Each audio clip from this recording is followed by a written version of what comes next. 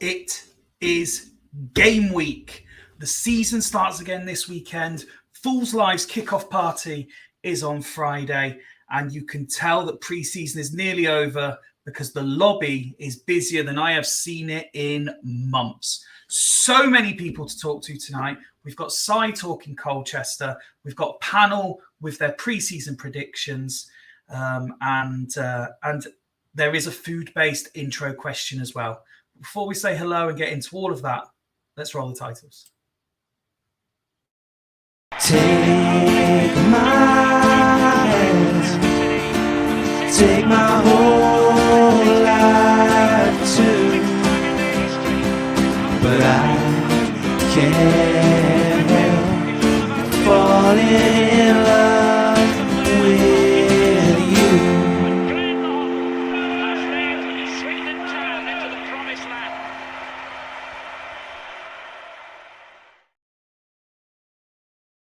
Unfortunately, unless anything breaking happens while we're live, we don't have any transfers to discuss, much to the dismay of most of the fan base. But that has not let us down all summer, and it will not put us down now. Today's intro question, and I'd love you to get involved in the chat as well. Remember, live chat available on Facebook Live. It's also available on YouTube. Our Twitter notifications are also available, even with the weird X logo that is there now. So we want you to get involved. And tonight's intro question is, with this being the last show that we stream before the season starts, I want to know from tonight's panel and tonight's audience, your last meal. If you're on, say, death row, what is your choice of a last meal? I can see the panel in the lobby already trying to consider. So let's throw the pressure out early and welcome tonight's guest in first to answer that question. Welcome back to one of our all-time favourite opposition fan guests. Good evening, Cy. Good evening. Thank you for having me back. It must be getting very near the season now. It's very, very near the season now, mate. Are you excited? Oh, very much so. More positive than I've probably been in years. I know I say it every year, but this year I generally do feel it. So, yeah, it's all good. And I think in answer to your question, I'd probably be really boring and go for steak and chips. Steak and chips as a last meal. Good choice. Before we get everyone else in, and there's arguments and voices everywhere, let's delve into you a little bit. Obviously, we'll be talking Colchester very shortly, but of course, you're frequently on the pitch yourself. Are you currently in pre-season mode as well, or? So since I spoke to you last, it's all kind of changed massively for me. So I dislocated my wrist last season, and it hasn't healed properly. So I was like, okay, I'm just gonna have to go with it and accept the inevitable. So I've had to retire from the old amputee football scene. So obviously I was at Chelsea and in around the England setup. So now I'm back playing Sunday League.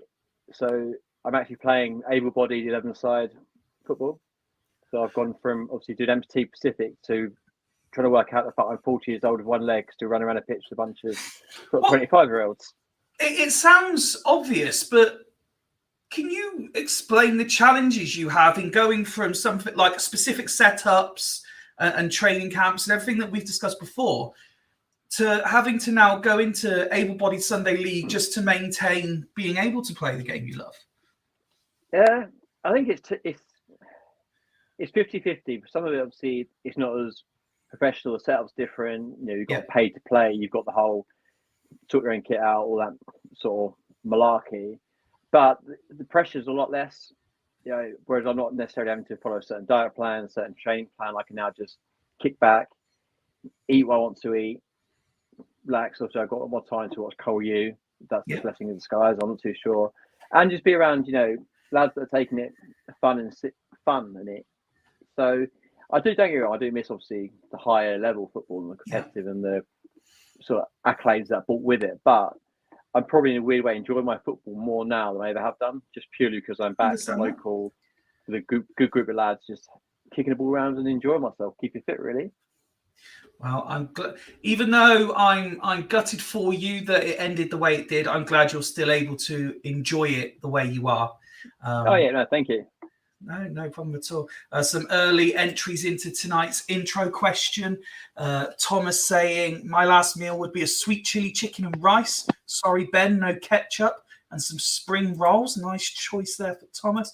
And Mike, an all-you-can-eat Chinese buffet. I could drag that out for years. Superb shout. I can see there's another Fools regular jumped into the lobby as well. So hopefully he'll pick up on what the intro question is. Actually, before we go any further, because I know a few of the panelists want to say it as well, huge congratulations to dear friends of the pod, Danny and Garv, who got married this weekend as well.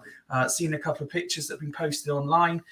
It looked lovely. Huge congratulations to them.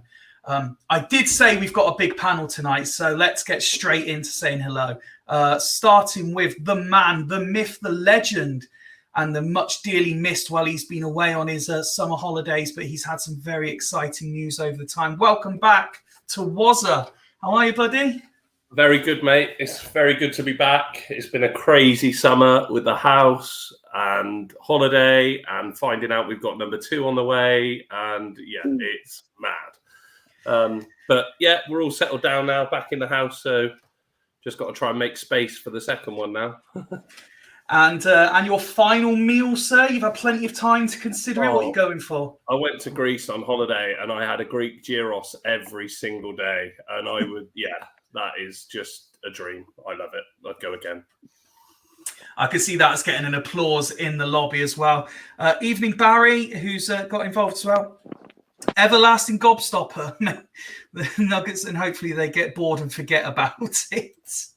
Great shout. The only thing better than welcoming one full is to welcome 2 at the same time. And it's with great pleasure we say hello and good evening to Mark and Oscar. How are you guys? We're good. Evening all. How are we doing? Very well. Thank you. Yourself? Yeah, not too bad. Absolutely buzzing after the cricket today. Couldn't have wished for a better afternoon.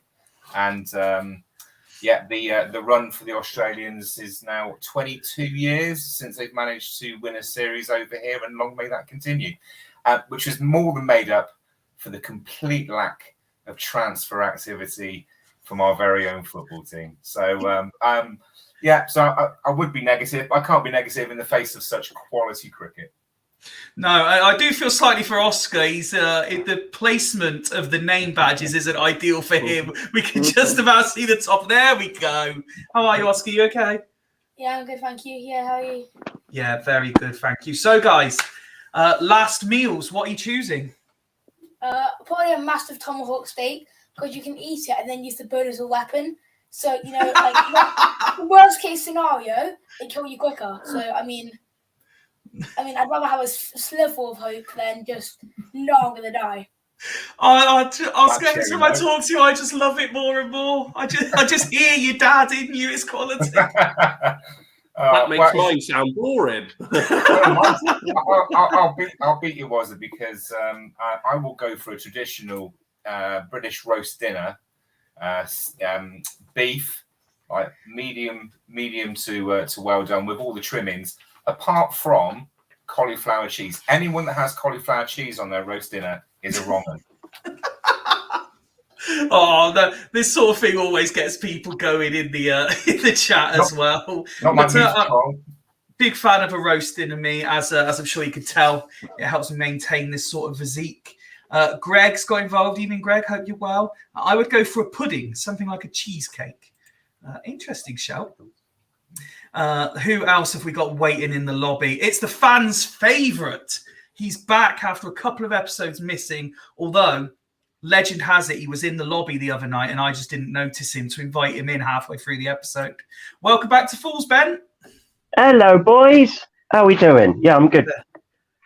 Good to be on. Good to be on. Yes, it's shaping up to be a really positive episode, this one, Ben. I bet you're looking forward to it. Oh, I'm just looking forward to some football again. I know it's not been the summer we hoped for, but I do miss football not being on the telly, and I do enjoy the excitement of a new season. So it's just around the corner. I can't wait. And your choice of a last meal? It would be thick cut chips, like beer battered chips, with spare ribs, but proper spare ribs, not that shit you get in the microwave, the packet that's pulled up. Like proper barbecue spare ribs with like barbecue sauce dripping all over and going over the chips as well. A full rack. A proper rack of ribs. Interesting. And a beer. I would love to hang about and chat, but we still have 4 more panelists to invite onto this episode. Let's start with the next up on my screen, and that is young Rich. Evening, mate. Evening, boys. How are we doing tonight? Very, very well. Yourself? Yeah, very good. Thank you. Very good. You're part of the travelling committee to Colchester. You looking forward to it? Looking forward. Nice and positive, Rich. No. To be fair, I just don't like. Everyone hates Colchester away, don't they? Don't like going to Colchester. I don't know how I got dragged into it, but yeah, no. Either side of it, I think from footballing side of things, obviously, like Ben just said, it's not been the transfer window like we were hoping for, and also it's a disgusting drive. Thankfully, I'm not driving, but it's a disgusting journey to Colchester. So, but yes, I'm going up there, and all we can do is hope and pray that we can get a result from them. Your consideration for a last meal? I bet this is going to be something exquisite. There's definitely some caviar or some swan involved. Swan? Nah, do you know what? I've had like, that kind of fancy meal shit before, but and do you know what? I don't really like it, to be honest. Yes, you're one of the people, aren't you, Rich? I like my food, man. mate. Honestly, I like my food simple. I like fajitas. I like, just chicken, anything chicken. Like my last meal, I'd probably have like a chicken curry, like chicken madras, like a little bit of heat to mine. And I like a dessert as well, like sort of thing. And this is where I probably will go a little bit more fancy. Mississippi mud pie. Okay, nice. Bang. Yes. So I had to throw that one in there. I haven't had that in so long. Outside, do they offer Mississippi mud pie at Colchester? No way near as fancy up here in North Essex. You've already got mud. That's about it. Rob is speaking for the nation, I think, when he says, big panel tonight, hope Mark doesn't trigger them all. I'm with you on the cauliflower cheese, by the way, Mark. Fuck cauliflower cheese. Oh, I'm sorry. Language. Sorry. That's fine. It's absolutely fine. It's got 9 o'clock. Oh, that's all right then. That's good. And also, he's just the one that wants to use his last meal as a weapon, so I don't think you can worry too much. Yeah, he came on to attack the police. He really thought about what are they going to do about it? What are they going to do about it? Arrest me? See, he's thought of all this. You know. Next God, up, gee. a man who I'm sure loves cauliflower cheese on his roast dinner. Evening, Nick. Evening, Fifey. Evening, chaps. All okay? Very well, thank you, mate. Yourself? Yeah, good. Funnily enough, we went out for a family meal on Sunday. Of course you did. Of course we did. No, it was a special one with all the family there, Okay. and had roast beef and Well, cauliflower wait. cheese. How about that?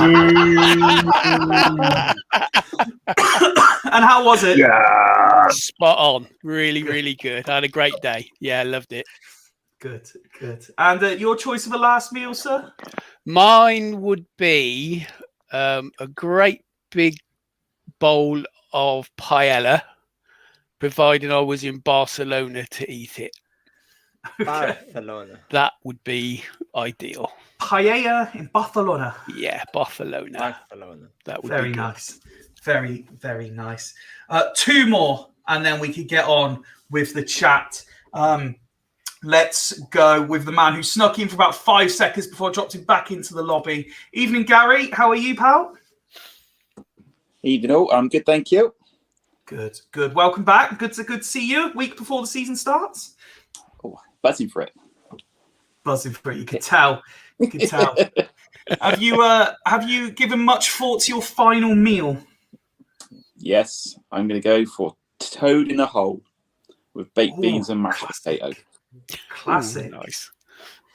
And no cauliflower cheese on roast, no. Just throwing that one out there as well. Yeah. Love it. And we have one final full. It wouldn't be the lead up to the new season without the opportunity to say hello and good evening to Woody the coach. How are you, mate? Good evening. How are we? Very, very well, mate. All Yourself? together now. Yes. I'm good. My last meal's changed about 12 times in listening to all of this. But I'll first address a couple of issues. Rich getting dragged into it. Let me go with the conversation. Rich, I might go to Colchester. Yeah, if you go, mate, I'll go with you. Rich, I booked my ticket for Colchester. Yeah, okay, I'll go. I'm not sure where the dragging into it has come in there. I forgot you were on tonight, Woody. The other thing, anybody who chooses roast dinner at all as a preference should be shot. The most overrated meal ever. And if I have to eat it, yes, I do have cauliflower cheese with it because it actually gets rid of any stupid blandness to it. And only reason it's such a nice meal to everybody is because we're British. That's the only reason it's nice. Anywhere else in the world, they'd hate it. Nobody else in the world chooses roast dinner. No class. When did you get sand in your mangina?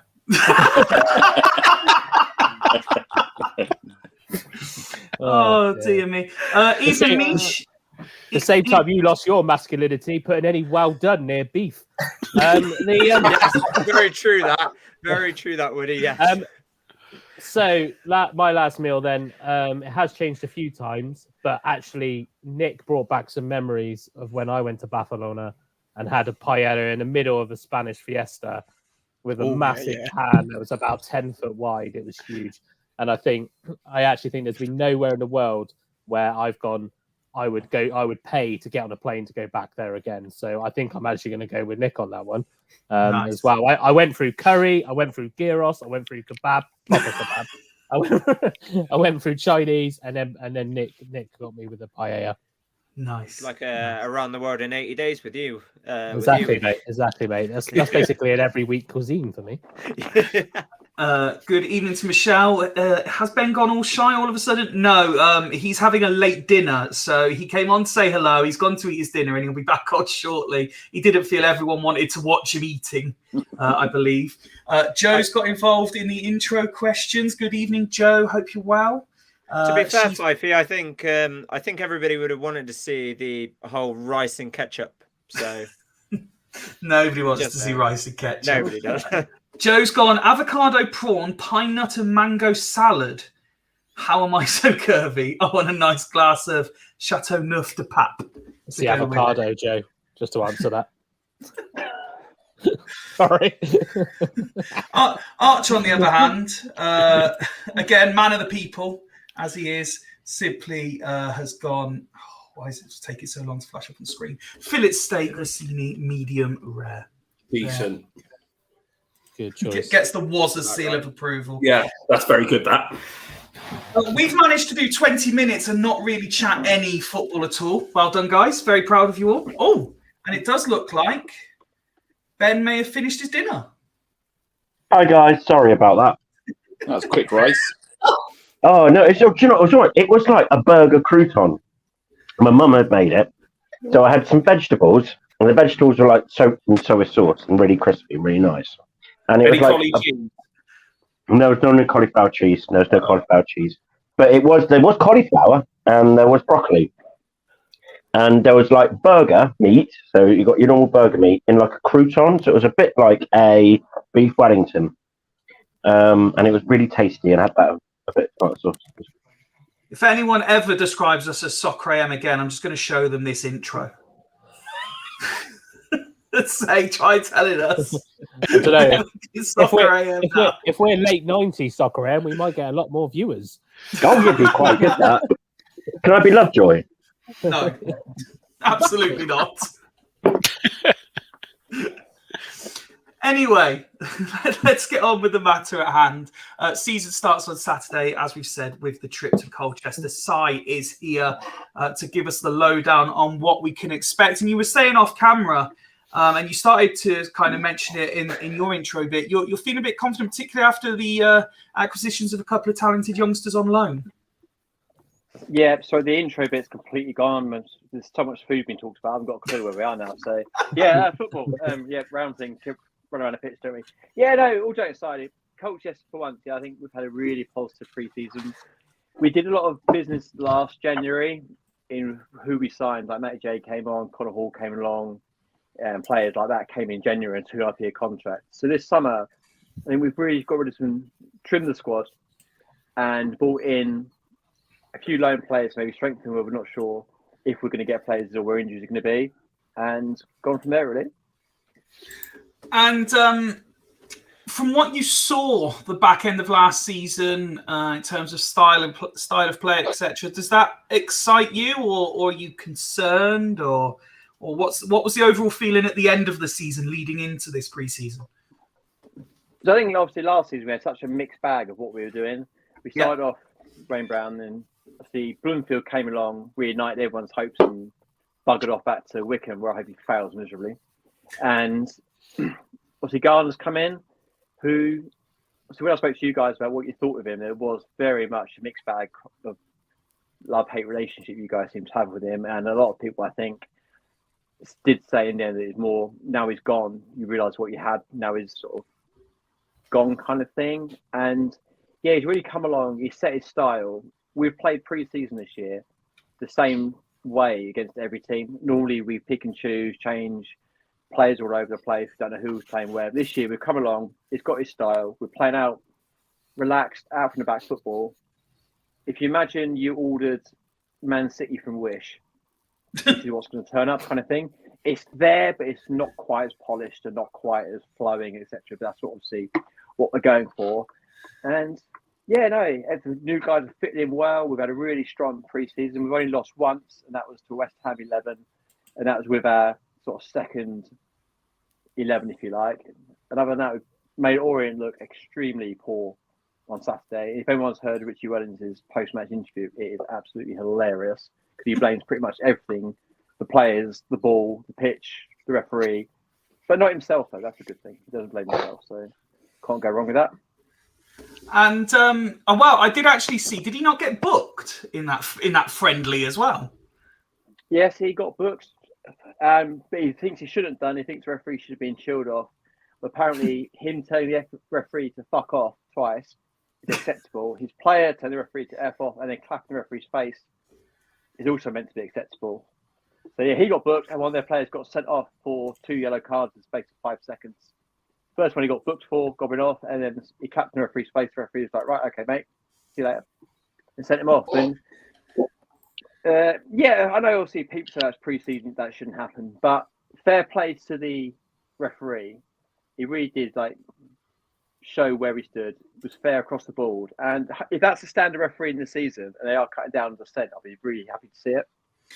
Did you see the directive that's come out that they're changing about the timings and there'll be more additional time? What's your thoughts on that? So I think it does make sense, but we're going to end up doing the stupid thing that had the World Cup where you've got like 90 plus or 15 and all that. I just feel nowadays, with the amount of technology that's out there, there must be a way they can link the scoreboards to the referee's watch. A bit like they do in rugby, where if he stops his watch, the scoreboard stops, especially when it's on TV or in the stand. That way, you haven't got this ridiculous, 90 minutes is up. Then obviously, 15 minutes extra time or whatever they're going to do. You know, if you know, okay, watch has stopped. So although the game obviously is taking longer than 45 minutes, the clock is just showing 45 minutes. I think fans will understand where we are a little bit more. Because at the moment, it's just all guesswork. And also, there's very much what one referee might count as ball being out of play or I've got to stop the time here.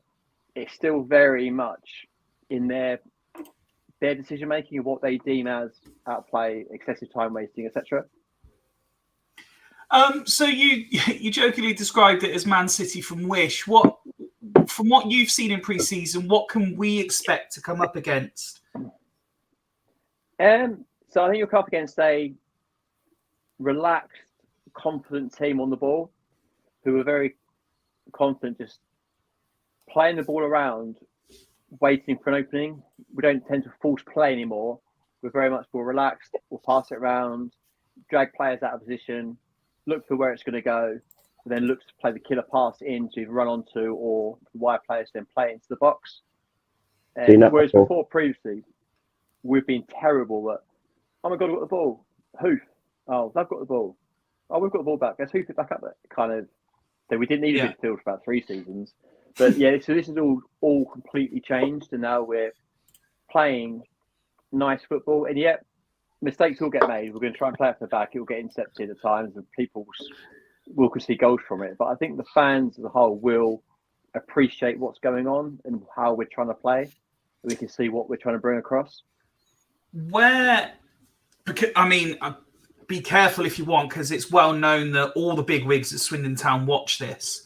But where would you say your danger men are that we should be worried about? So you've got the likely candidates of Davide up front, who's quite live wire all over the place. See, Nico Lawrence, we signed from Southampton, centre back, we played back 3. He's very calm, collecting the ball, very strong in the air, knows his stuff.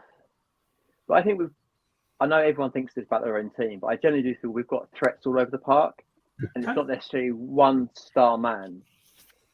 I think hark back almost how Germany were, they won the World Cup.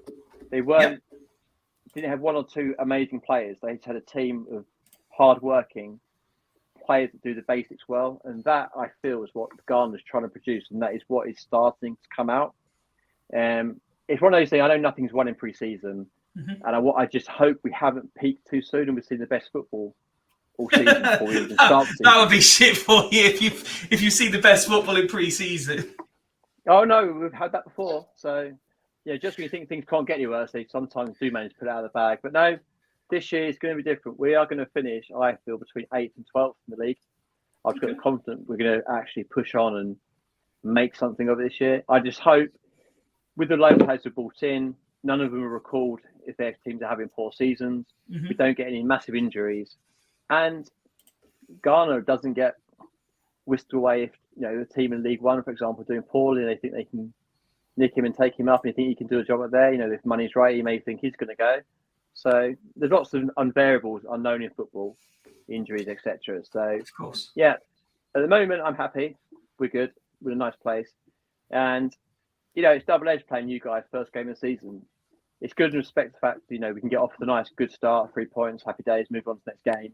But obviously, the bad side being the fact I get coming here early and then I don't get to see you again for about 6 months. I'm sure we'll almost certainly get drawn each other in the FA Cup first round or something. I say, do we get? Oh yeah, we do get that far. There's only 1 round in the FA Cup, isn't there? Yeah, that's fine. Yeah, we never played league sides in it. I appreciate that you won't have necessarily an in-depth, intricate knowledge of all things STFC, but the flip question to the previous, is there anything about Swindon that concerns you? Is the obvious answer to that Charlie Austin? To be fair, I didn't realise Swindon was still around. You've been so quiet on everything, really, so I didn't know. Yeah. Which is good to see. If you guys weren't continuously tweeting about stuff, you know, well, like live shows. Well, not that, but if Ben got banned from Twitter, I wouldn't know Swindon Town still existed at times. But yeah. Mate, if Ben got banned from Twitter, I wouldn't know Swindon Town existed. But yeah, I don't know. I just feel sometimes you put a lot of pressure on Charlie Austin. Everyone knows him, even casual maybe football followers who don't necessarily know much about League One, League Two, know who he is and what he's about, and so you've got the threat there. I think what you guys are going to pose problems to teams this season, potentially us, is because you have been so quiet. You've kind of gone under a lot of people's radar. I think a lot of people have almost written you off before you've even started. Yeah. So maybe because the pressure's off, maybe that's where you're going to actually benefit. It's the fact, you listen to your fan base. You're like, oh God, if we get 23rd, we've done well, kind of thing. So yeah, it wouldn't surprise me if some of our fans did say if we got 23rd, we've done well. Yeah. Yeah, so that's the kind of thing, there's always a team like that you think, oh my God, they're going to be pushed over, we're going to do fine against them. Suddenly, next thing you know, they're well away and off you go. And there's still quite a lot of transfer window open. And all we necessarily need is maybe one player to come in, and just attract new players, or just kick on other players in your squad or younger players. Anything could happen. There's lots of variables in respect of who can come in. So you've got the goalkeeper. Everyone says now goalkeeper's your first attacker, your last defender, and they say maybe you can just build from that and push forward. I always think positive of you guys. Yeah, I remember a couple of seasons ago I came on. I was the only positive one, thinking you're not going to do well. You're not negative. So somebody has to be. You said that you're predicting a sort of 8th to 12th place finish this year. What does represent a good season for Colchester, in your opinion? What is success? So obviously, if you go by what is football in success, you've got to look at promotional playoffs. Mm-hmm. But with our current, how we've been the last few seasons and what's happened and what's been going on, I think if we can get to Christmas and we're looking the right end of the table, we're not literally having to worry about what the team's doing and going on down there, and we're not involved in a relegation scrap. That will be a successful season and the start of something we can build on to move forward. Because I think if you don't put the foundations down, we're not really going to be able to push on and build successfully for the future. So yeah, I think worst case, I think if we finish about 15th, gave it a good go, play some good football, fans would be happy. And although you correctly mentioned that although the season starts this weekend, the window, as Swindon seems to be playing it, is open till September the 1st. What else would you like to see Colchester add to the squad? This is a tough one. So potentially a striker, just because I think we're going to rely on the younger lads quite a bit. We've got Hopper and Tavide who are getting on a little bit. Not Tavide, sorry, Akindi who get on a bit. Mm-hmm. And then Tavide and Ivanhoe are coming through from Tavide came through last season and Bradley's going to come through this season. We haven't got any middle ground of we've got older striker experience, young strikers who have got the pace and can lead, but it's not fair maybe making them lead the line. Yeah. Bringing someone in the middle of that range to potentially sort of help the front pairing. And then it really depends who goes. But I think we've got enough younger players in our reserves and who are going to be in the fringe players this season to actually come in and step up if players do go. The main ones everyone's worried about leaving is Noah Chilvers and obviously Junior Chamadou to potentially Stoke. Mm-hmm. We've just signed another goalkeeper, so now we've got 4 goalkeepers. We've got the same amount of goalkeepers as we have strikers. So that's quite an interesting turn of events. That's one way of doing it tactically, I suppose. So yeah, I think we're going to be very much led now on who goes, if anybody, and where potentially we may have knocks or niggles. everyone did get very excited about us in McCurdy, the potential coming to us, and that was really getting the fan base buzzing. That obviously never came off due to obviously what happened with his condition that was found.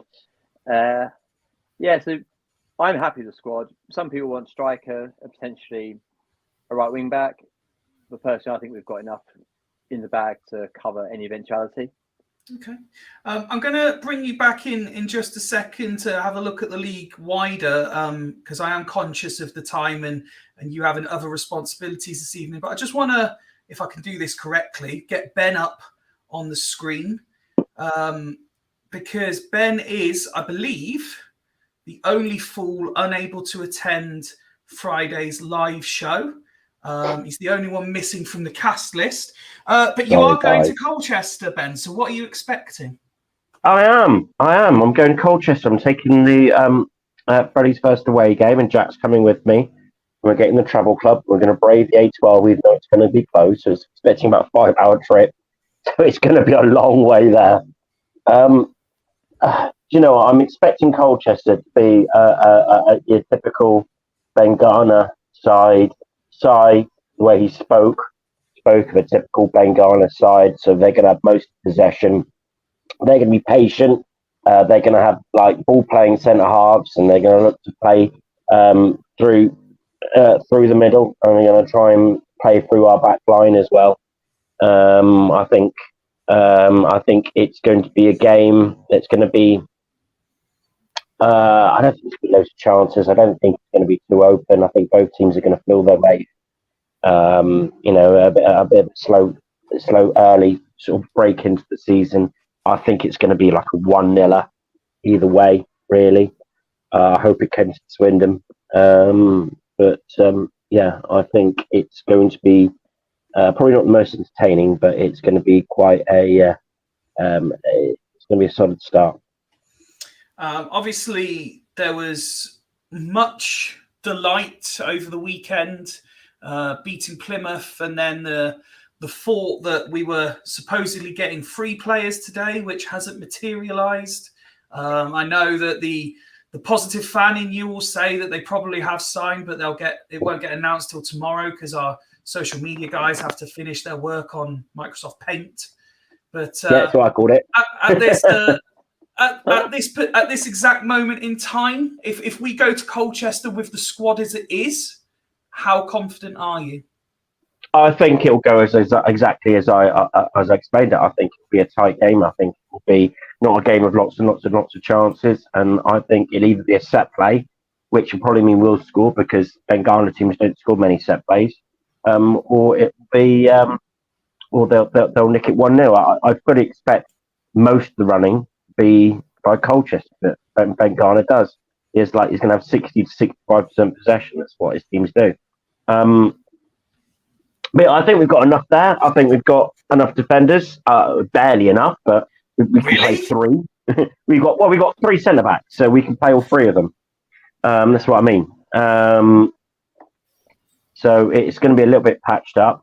I'm fully expecting to have signings before the game, but I think it'll probably be the exact same lineup as we had on Saturday, which was an encouraging performance. To be fair, we all thought we'd get pranked, and we beat a very strong Plymouth side, scoring some wonderful goals. I am really looking forward to watching Kemp because apparently he lit up the field on Saturday. I didn't go, so I'm really interested to hear the views of some of the fools that did go and what their views and how they thought that Kemp played and how the team gelled. I'm quite looking forward to seeing on midfield 3 as well.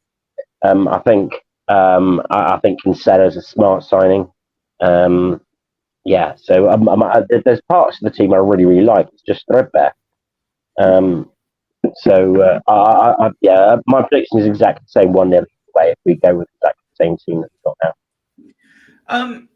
It hasn't always been the case, but in more recent years, Swindon fans seem very pro former players playing for opposition clubs. So should Ellis be on the pitch, do you expect him to get a standing applause from the travelling fans? Ian Dollo, Iandolo. I think Iandolo he doesn't deserve any grief. I think he's always been, he's been with us, 8 years or so?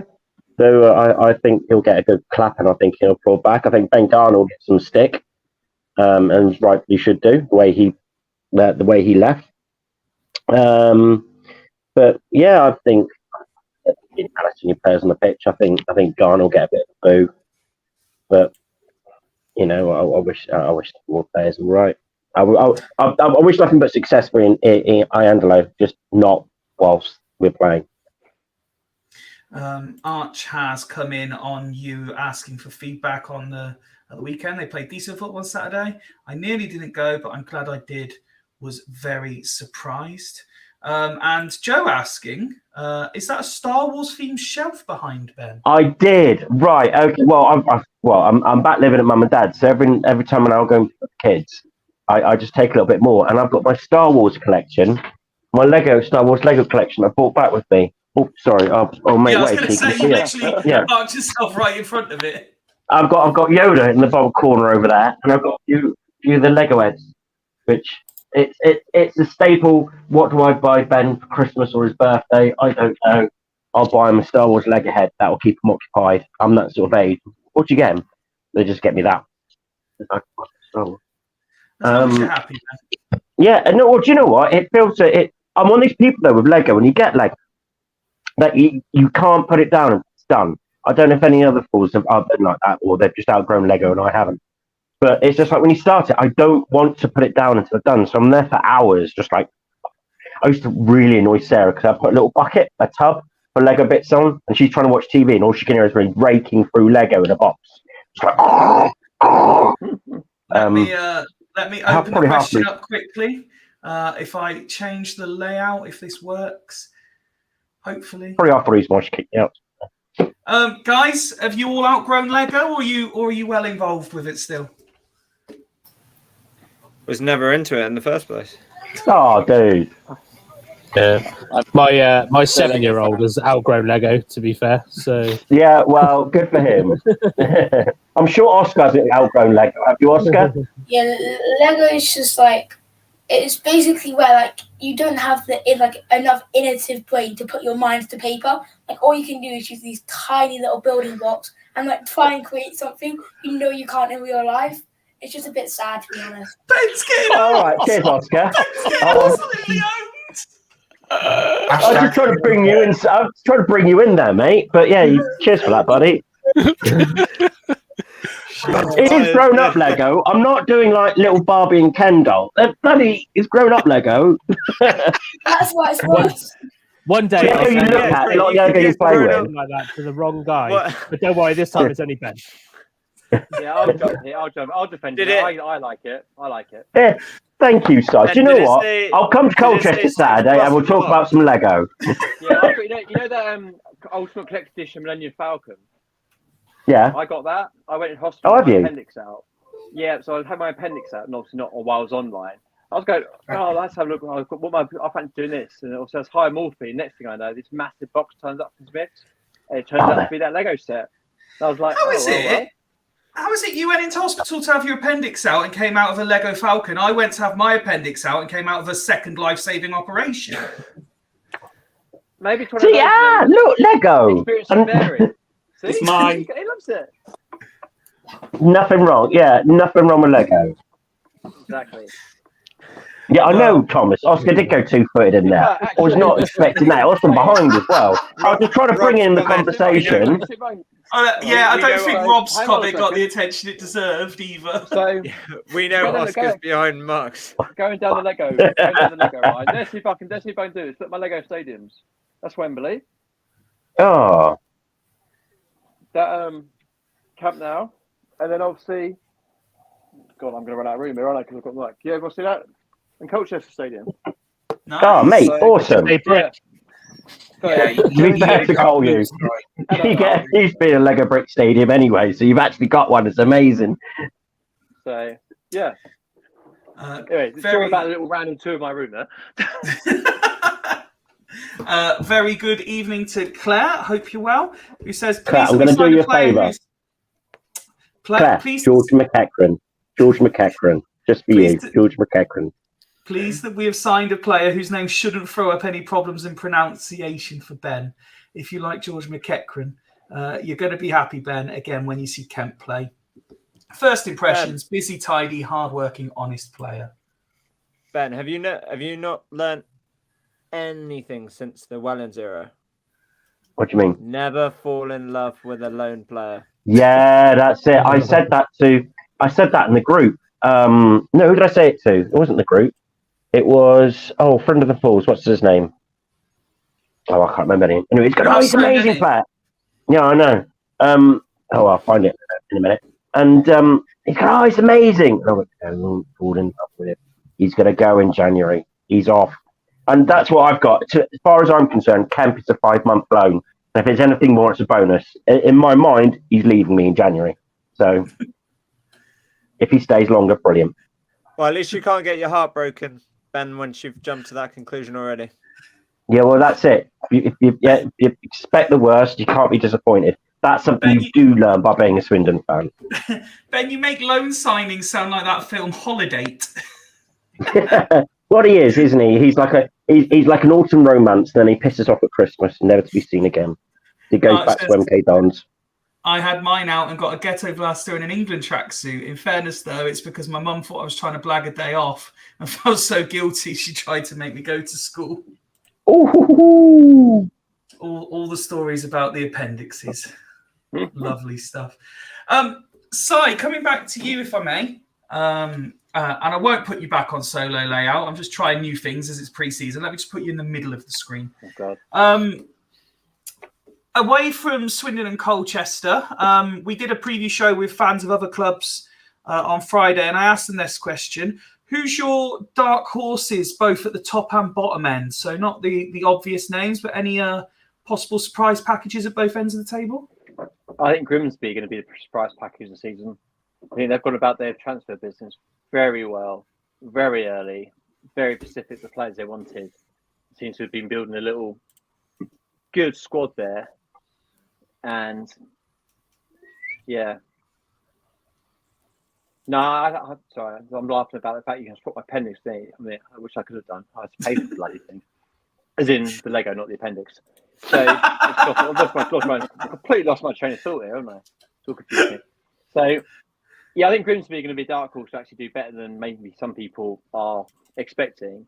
And I know obviously everyone's going about Wrexham this, Wrexham that. Yeah.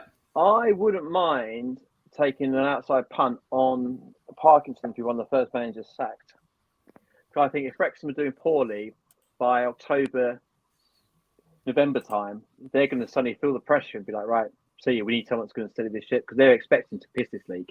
And they're going to come into a very, very shocking situation. So I think they're going to struggle. I generally think they're going to struggle. I've done that in my predictions. I've not got Wrexham up near the top. I wholeheartedly agree with you. Wholeheartedly agree. I think Wrexham will finish surprisingly lower down than a lot of people think. And I don't think going to America helped them with their pre-season at all, financially, and for the sort of social side of it and the publicity, fantastic. But preparing for life back in the Football League, maybe not. Notts County will finish higher than this year. That's kind of given to me. Yeah. Relegation-wise, I don't really know. I think it's a tough one to call, because if you put Emmanuel anyone at the moment, it's going to be Crawley dropping, because they seem to be buying their way to relegation, the first team ever to pay their way into the National League. Yeah. But again, I think you need to put some respect on Ronan Darcy's name. He's going to keep them up himself. Yeah, the fact all your fans were like, you've actually given us some money for him, thank you. And, and stuff like that kind of doesn't sell it too much. But again, it's one of those that you kind of write them off and straight away they start banging out results, and who knows what's going to happen. So I think it's going to be quite tight down the bottom and tight at the top, really. I think it's going to be a fair few teams either way. Come Easter time, you're probably looking at 12 to 1 are going to potentially go up, and 12 to bottom potentially going to go down. It's going to be that tight this year. I think this is going to be the best league in the top divisions of England this season. Yeah. Forget your Haalands, your Salahs, and all these other big names. League Two seems to be the place that's got the most interesting looking race for the Golden Boot this year as well. You got who you fancying for that before the ball's kicked, so? Oh God, that's a tough one, isn't it? It's a big one in League Two, isn't it? Yeah, again, it depends how they fire. I can see Notts County producing a lot of goals this year. If they can bring on, obviously, where they were last year, with the lack of penalties and obviously setting for the counties. But yeah, I don't really know. I would like to say it's going to be John Kendi on 36 goals, but that may be very wishful thinking. No, but absolutely. Yeah, I really don't know. No, I couldn't put a name to that. I think it's just so many people that potentially could be there and thereabout. Looking across the league, has there been any one or two transfers that caught your eye elsewhere in the division that you thought, you know, well, that's a stunning bit of business? I think obviously McGoldrick going across the Notts County, didn't he? That was that was a one out of nowhere for me. I know obviously a lot of people said, "Oh yeah, saw that coming." That was where he's looking to go. But I think he's going to be him, Matty Longstaff together. He's still very, very good. Oh yeah. We'd take him in Colchester any day of the week. So not knocking where he's gone, but no, I think it'd be some clever transfers, not necessarily some big, amazing transfers. I think a lot of teams of this season have come in with a very much a transfer strategy and gone, right, we want this, we want that, and gone for players of that ilk. However, there has been a lot of issues with the fact that certain teams throwing money around that are losing out. Even some League 2 clubs, League 1 clubs have lost out to League 2 clubs in transfers because of the amount of money being spent down there. So it's going to take a little bit of time to iron that out and see where it goes. I was like, even we got a surprise when Omar actually went to Salford from us. Mm-hmm. That was quite a shock. Till it came out he wasn't interested in signing a contract, so we got offered some money for him, so we took it. So I think it's always, unless you're actually really involved with the club, knowing who's going and why they're going and who's going to where. So yeah, it'd be interesting to see if someone starts poorly, someone like Wrexham, if they do a lot of emergency buying come the end of August, and that's why I think some clubs could lose good players for stupid money just because they're desperate to get a certain type of player in.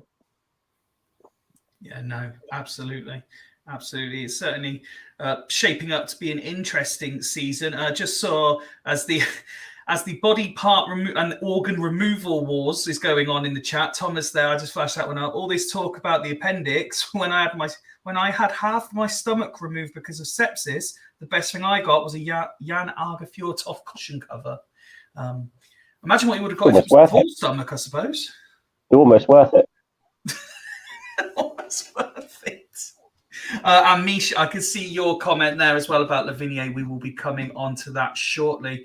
But Ben, Sai, I'm going to put you head to head. As I said, Ben, you're the only fool not currently scheduled to be there on Friday. And Sai, of course, as our resident Colchester expert. Can I have score predictions from you both, please? I will start with Sai as the home club. 3-1 win. 3-1 win. Confident start for Colchester. Ben, is Freddie going to enjoy his first away day?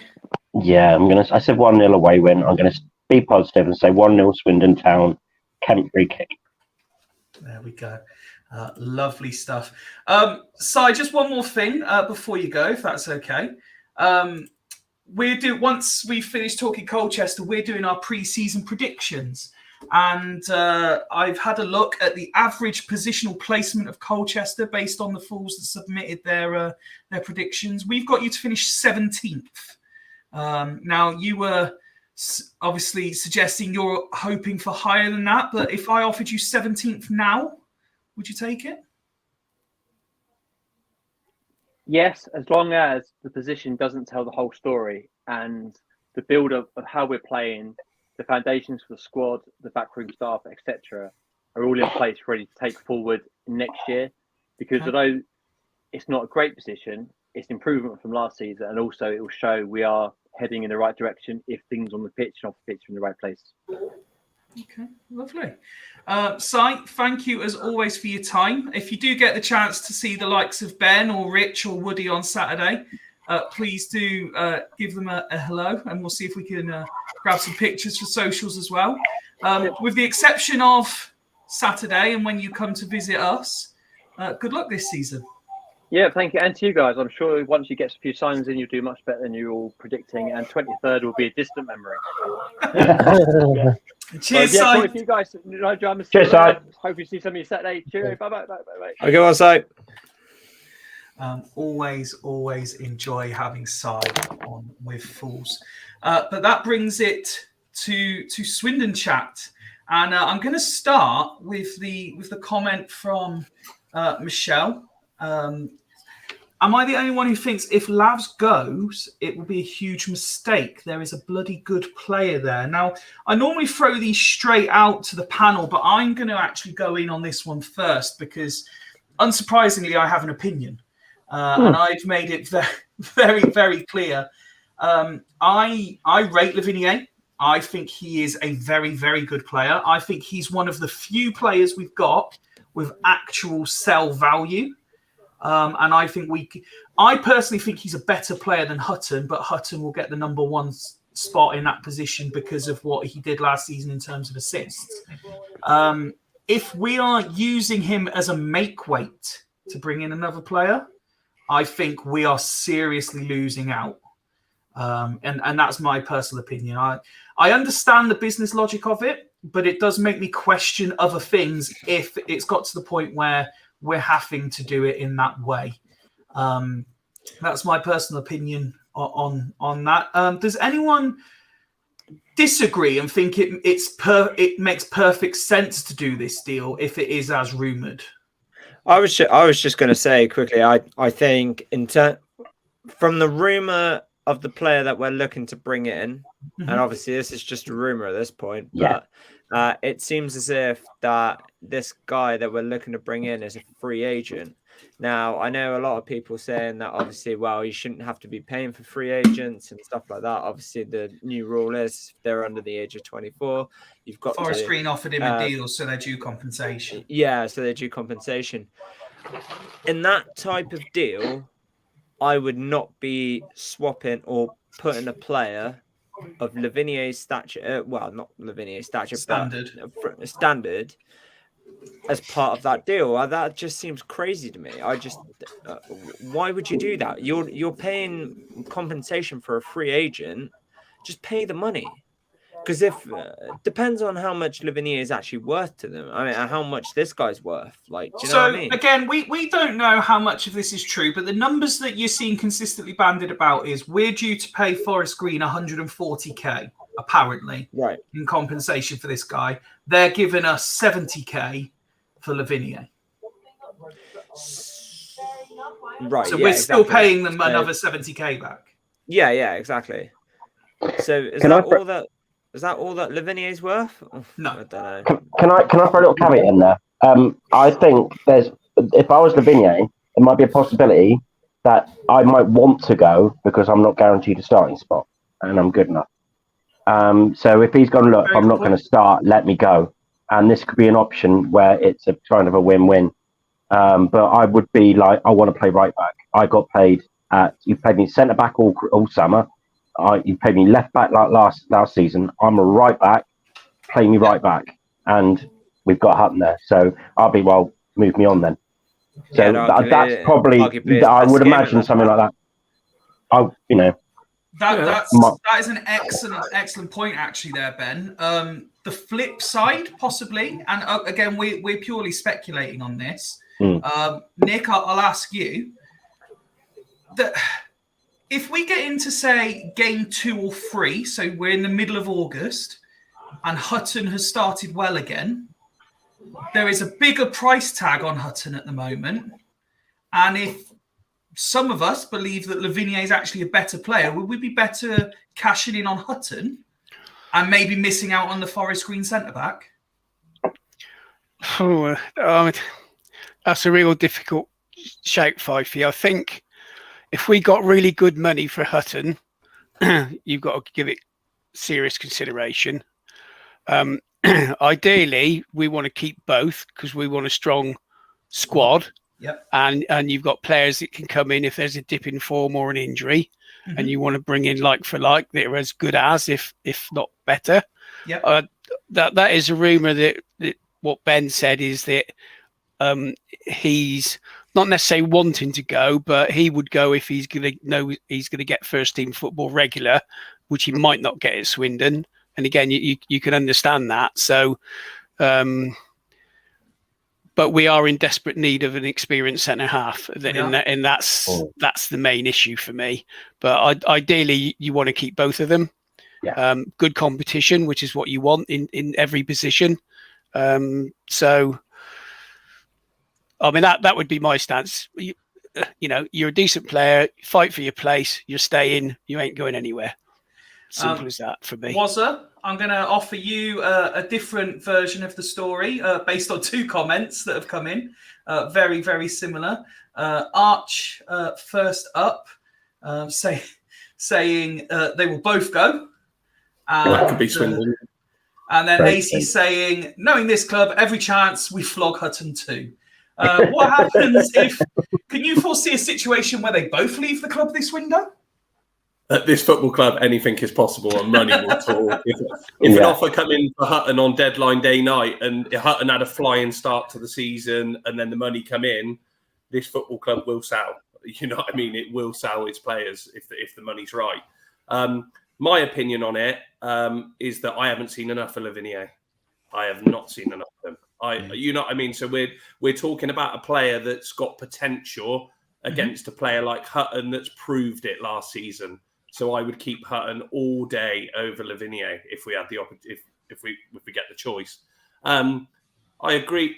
Flynn has got a way that he wants to play. He wants to play free at the back. We need more centre halves to play that system. So we're going to flog a wing back or something like that in a position when we need a centre half. So I get it. I understand it. I just not enough of Lavigne that I've seen. He's had some really good little games and games that he just fades. And it's now come that 2 or 3 managers have not seen him as a starter at this football club. So you know what I mean? If they're seeing it, then you know what I mean? We're going on potential. But I don't like looking at that sometimes. I want to see proof in the pudding. And Hutton has given us that last season. So for me, I hope we keep Hutton. Like I said earlier, this football club will do anything. If the money comes in and it's the right offer, we will accept it. But I don't mind the deal at all. I think it's actually quite a clever bit of business, to be honest. We know we don't chuck out 140 grand willy-nilly. Swindon Town never do that. So if there's a way of getting this player in and making it a bit of a reduced fee for us, I can see Swindon, you know what I mean? It could be a clever bit of business. And this lad that's coming in has played more games than Lavigne. He's a bit more experienced at this level. And that's what I vouch for. So I'd like to see proof rather than potential. He's got promotion, hasn't he, at this level? So yeah, that's enough for me. But yeah. Just highlighting some of the comments in the chat here, including this one, Woody, which me and you have said before in the past. Hutton is an okay winger, but is far from a defender.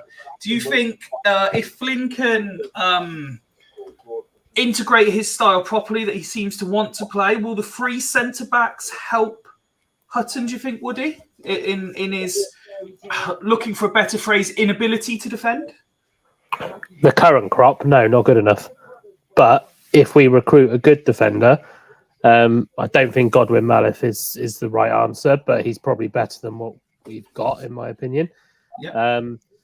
I'm more concerned. I actually agree with reducing the fee, and Lavigne, unfortunately, if we are looking at a 3-5-2, I think Wazza kind of alluded to it, that Lavigne is a right back. He's not a right wing back. You know, he's a right back. And if we're playing a system that doesn't have a right back, no, I think.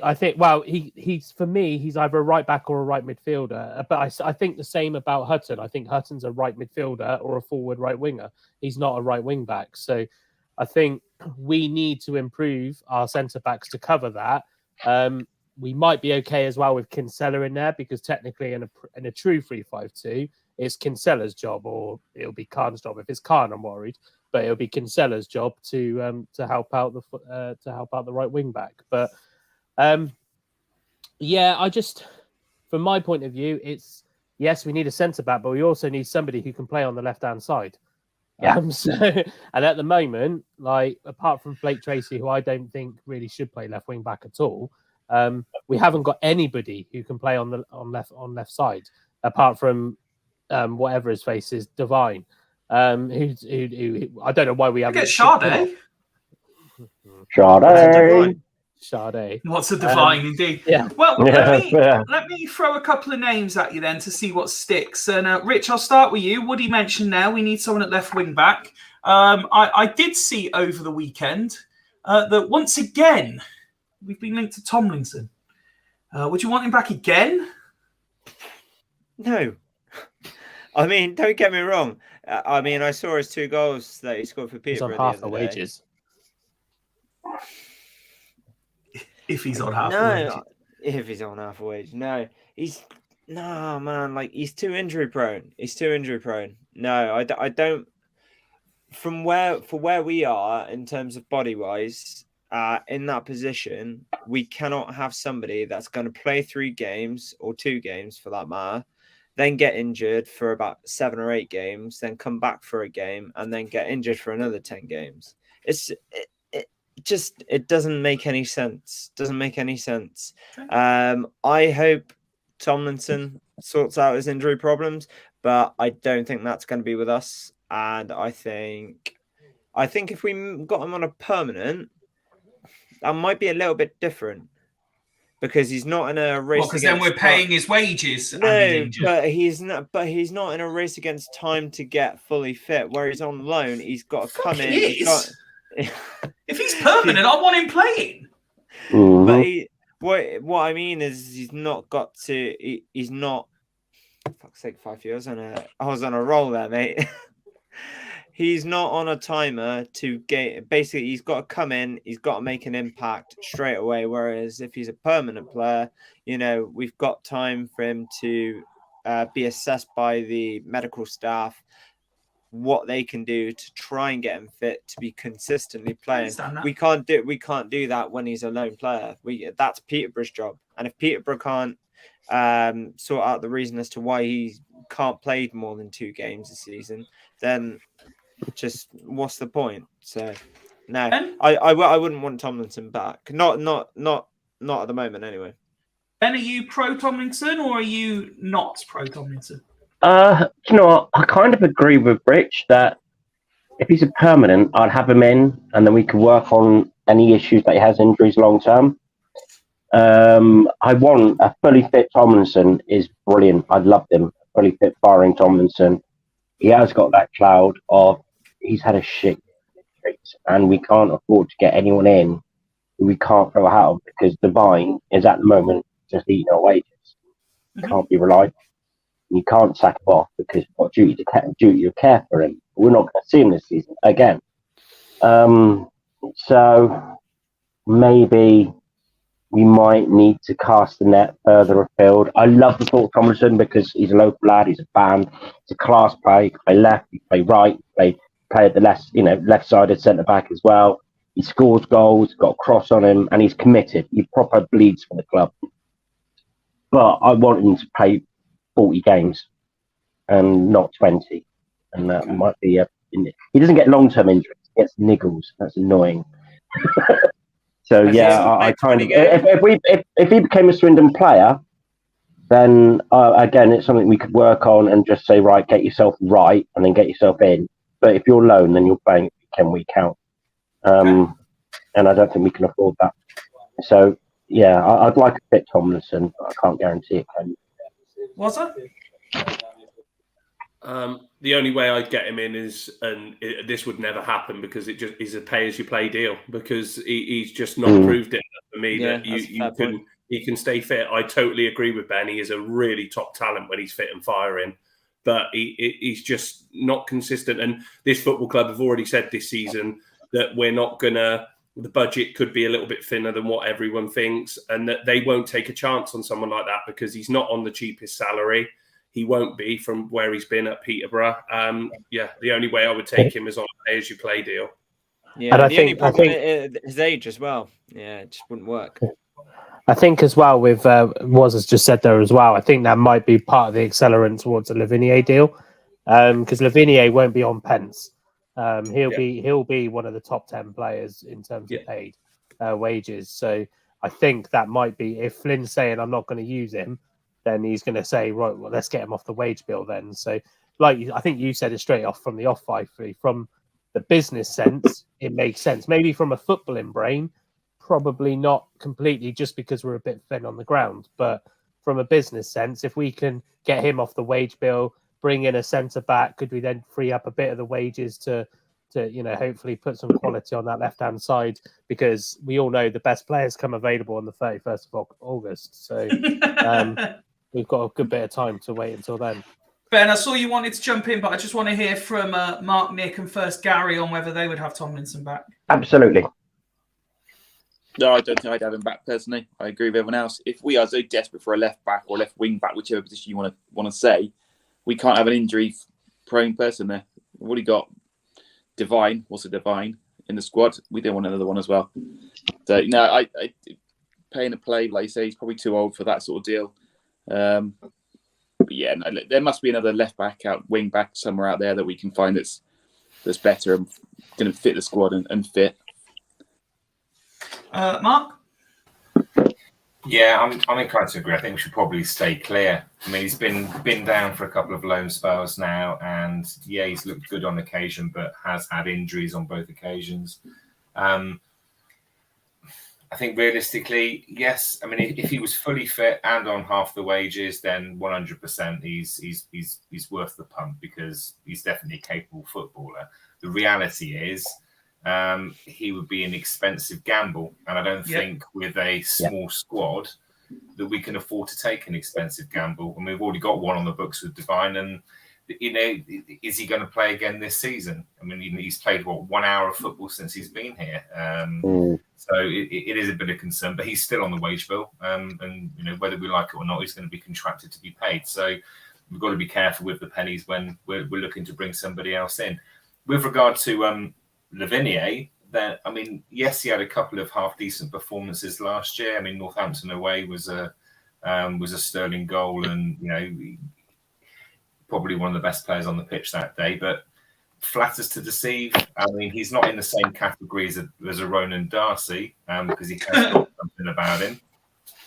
But by the same token, I feel he's easily replaceable, and I can't forgive the fact that he was part of a squad last year that grossly underachieved, and with the exception of Hutton, who I agree is perhaps a liability defensively, his stats from an attacking point of view means he's an asset, and we would be stupid not to be considering selling him at the peak of his value, because he's certainly not going to increase any further with the length of the deal that he's got. So I'm hoping that we're already looking at competent replacements for him as well, because let's not forget, as good as Hutton was, we were a one-trick pony down that side. And if he's doubled up on and we're nullified, then you can forget that being a good outlet anyway, which makes me think he will lose value if we don't flog him. Okay, Nick? I can't see Flynn going for someone like Tomlinson because of the fitness. The way they played Saturday, whoever comes in has got to be fit, and the press they pushed out Saturday was excellent, and you had players working their guts out. And you can argue it was only a friendly, maybe Plymouth weren't up for it as much as they should have been, but it was high intensity football, and it wasn't so reliant on Hutton going down the wing. There was lots of decent interchange through the middle and good quick ball to the forwards. So I think we're going to play a lot differently. I didn't get the chance to come in when Si was talking about how Garner has got his team playing with lots of possession and passing. If they do that, I'm saying we're going to win 3-0, because we will push them and we will press them, and I can see us overrunning them. So, but whoever comes in, as I say, has got to be fit and he's got to last. Well, sounds like 100 minutes a game now, and what's going to happen this season? And they've got to last the season as well. So Tomlinson, for that reason, is a no-no. And sorry, Ben, just let you come back in on that. Yeah, no, I've just had I've got a little transfer update that's been posted about 40 minutes ago from our EFL favourite reporter Ryan Wheeler. It says the 3 signings have been delayed, but they've not fallen through, and the club should expect to do them tomorrow. Announce them tomorrow. Perfectly news. Normal thing. It's not really a breaking news. Club can't complete deals. I was going to say Warren did put that in our chat before you did, though, Ben. Oh, did he? Sorry, I didn't see. But yeah, sorry, Warren. There were a couple of other names thrown out. I'll throw these out there to see what any of you think. So feel free to jump in. Apparently, of the three players, Edwards, the centre back, is the other one that's supposed to be coming in. I can see almost unanimous nodding. Is there anyone who thinks that that's not a good deal? If that I is just one don't think of it's going. I just don't think it's going to happen. You know, I love an experienced centre half, and that's good enough for me. He's going to be my new flag bearer, I think. He's going to be your new McDonald. Yeah, he's McDonald's, yeah. Not in all aspects, I'm are you? loving it. Yeah, not all aspects, yeah. But he As would long be as a his two conduct for me. off the pitch is better than McDonald's, will be all right. Yeah, we'll take it. But he could walk in the door and is someone we need. And if the rumours are true that there was championship clubs sniffing around and we can get this deal over the line, then yeah, there's. If the rumours are true and there's championship clubs interested, we ain't getting this deal over the line. Warsaw.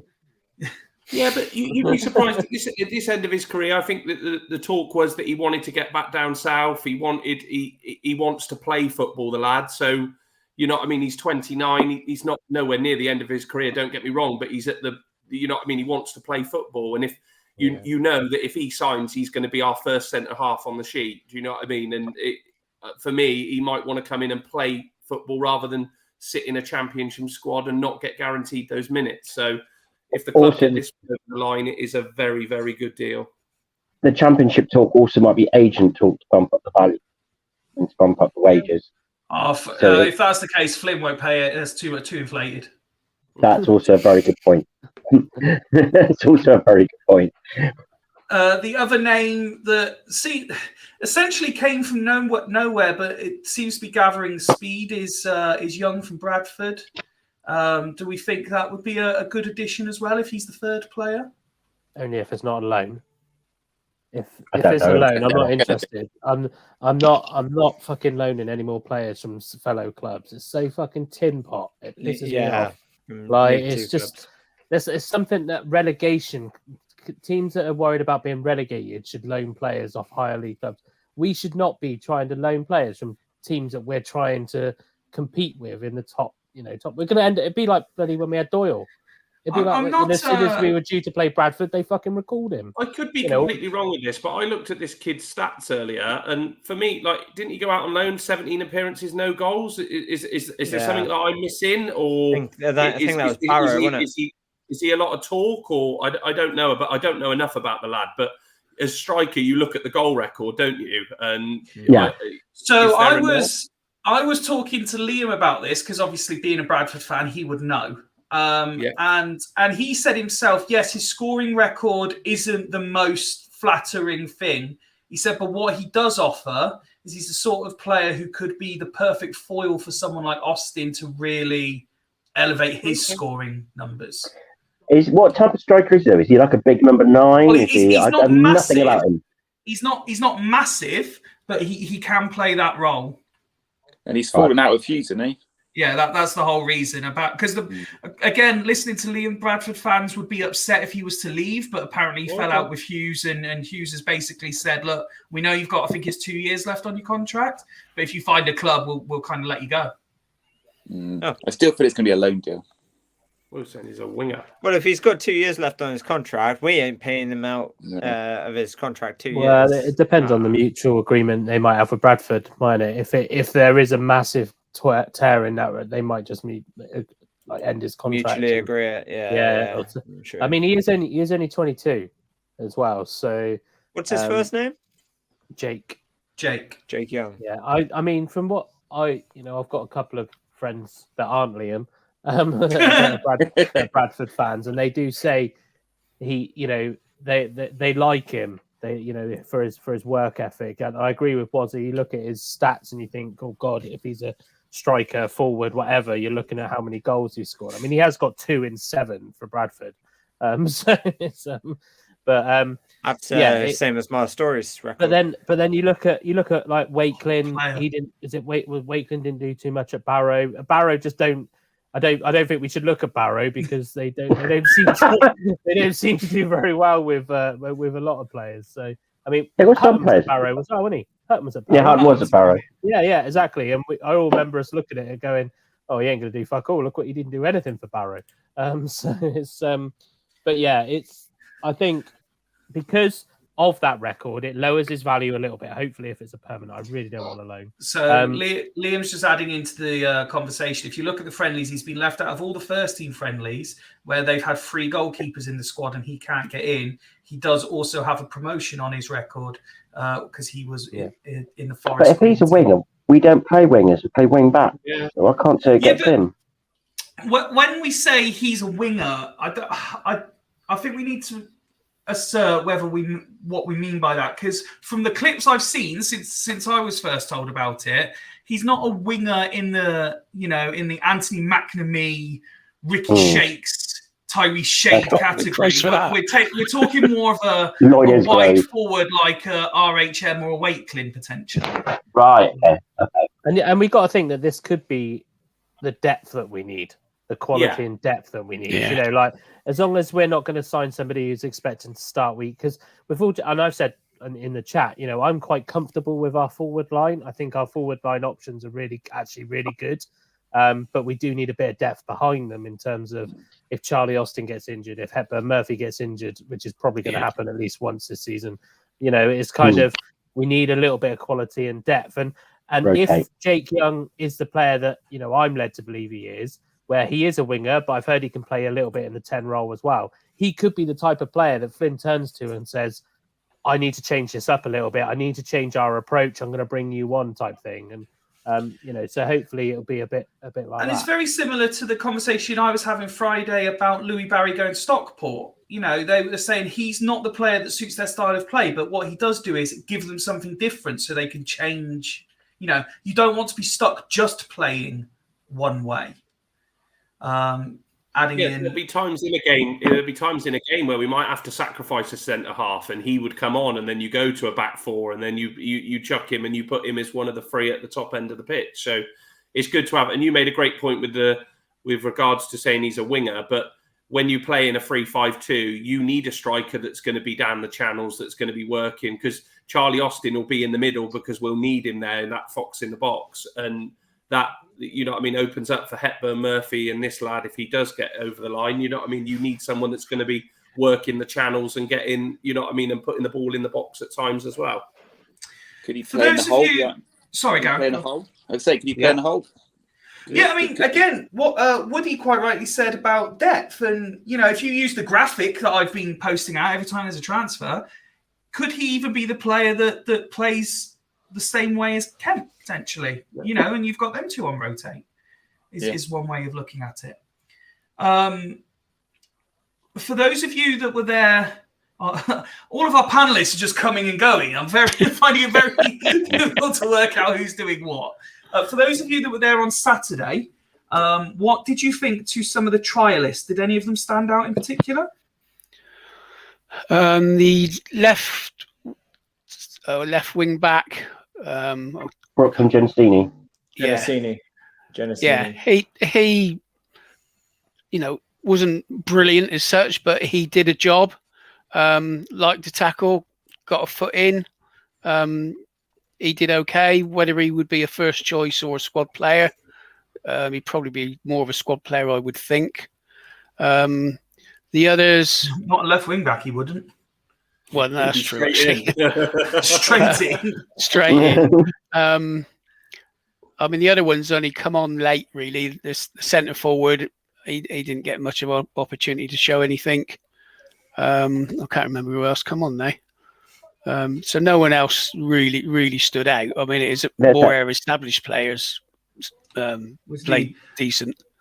With the utmost respect intended, Nick, you also didn't even notice that Ken Kessler-Hayden was on the pitch. That shows how much notice I take of the opposition. I don't care about the opposition. I'm looking at Swindon players. So, yeah. Obviously, oh, Christ, I've gone blank now. Kinsella come on. He likes a tackle. He gets a foot in. He is... decent player, so yeah, liked him. The midfield we put out Saturday, played really well. Looks good. We should have scored at least 2 more goals, if not more than that. So,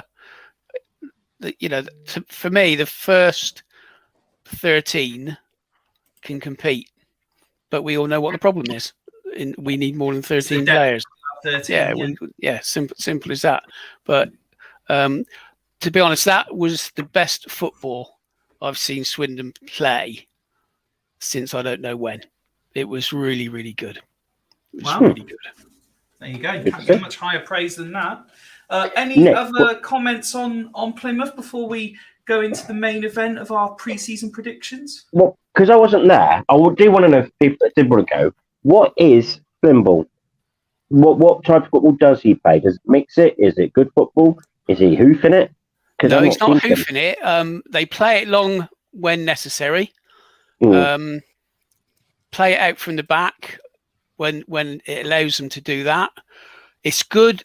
What I liked was the midfield, instead of fanning about with it and turning and passing it back, they were always looking to pass forward.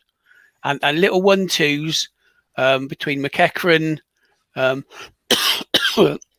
Khan, and then the likes of Hepburn Murphy were looking for the through ball, and that's how he got his goal. And it was quick passing, but when they needed to hit it long, they would hit it long. The keeper varied it. Sometimes he would walk it out of his box, play it. Other times it'd be short pass and work it from the back. So it is very mixed up, but it is quite. That's why I said earlier we need fit players. It is quite high intensity, big press, which is why Plymouth were getting knocked.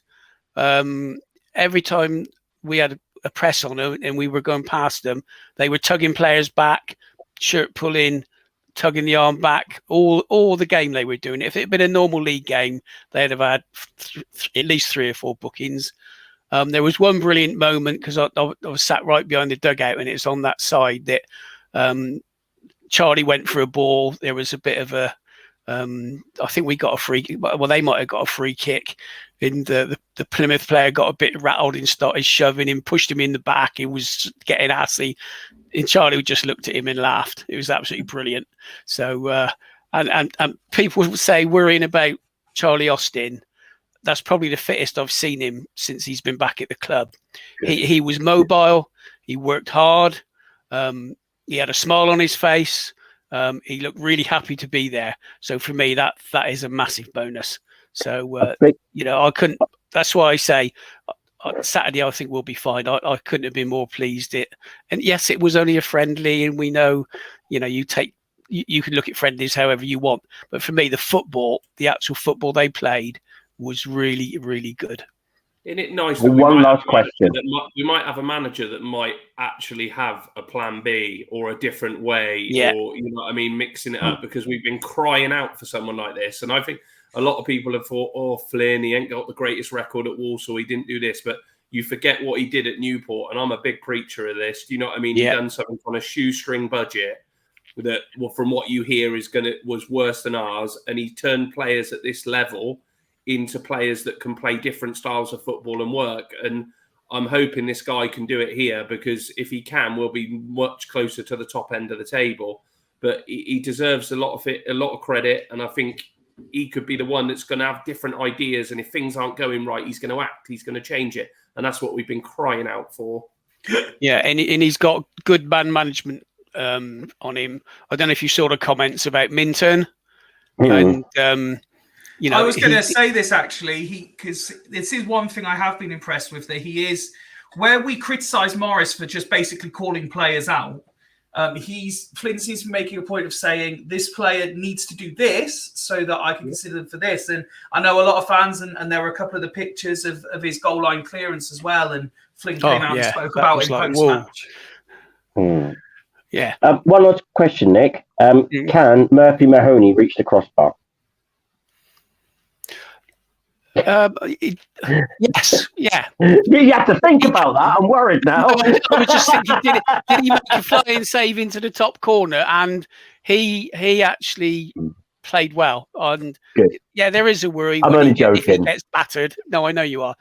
There is a worry if he gets battered, like we've had issues with keepers in the past, not being able to deal with the the 6'5" centre half piling into them.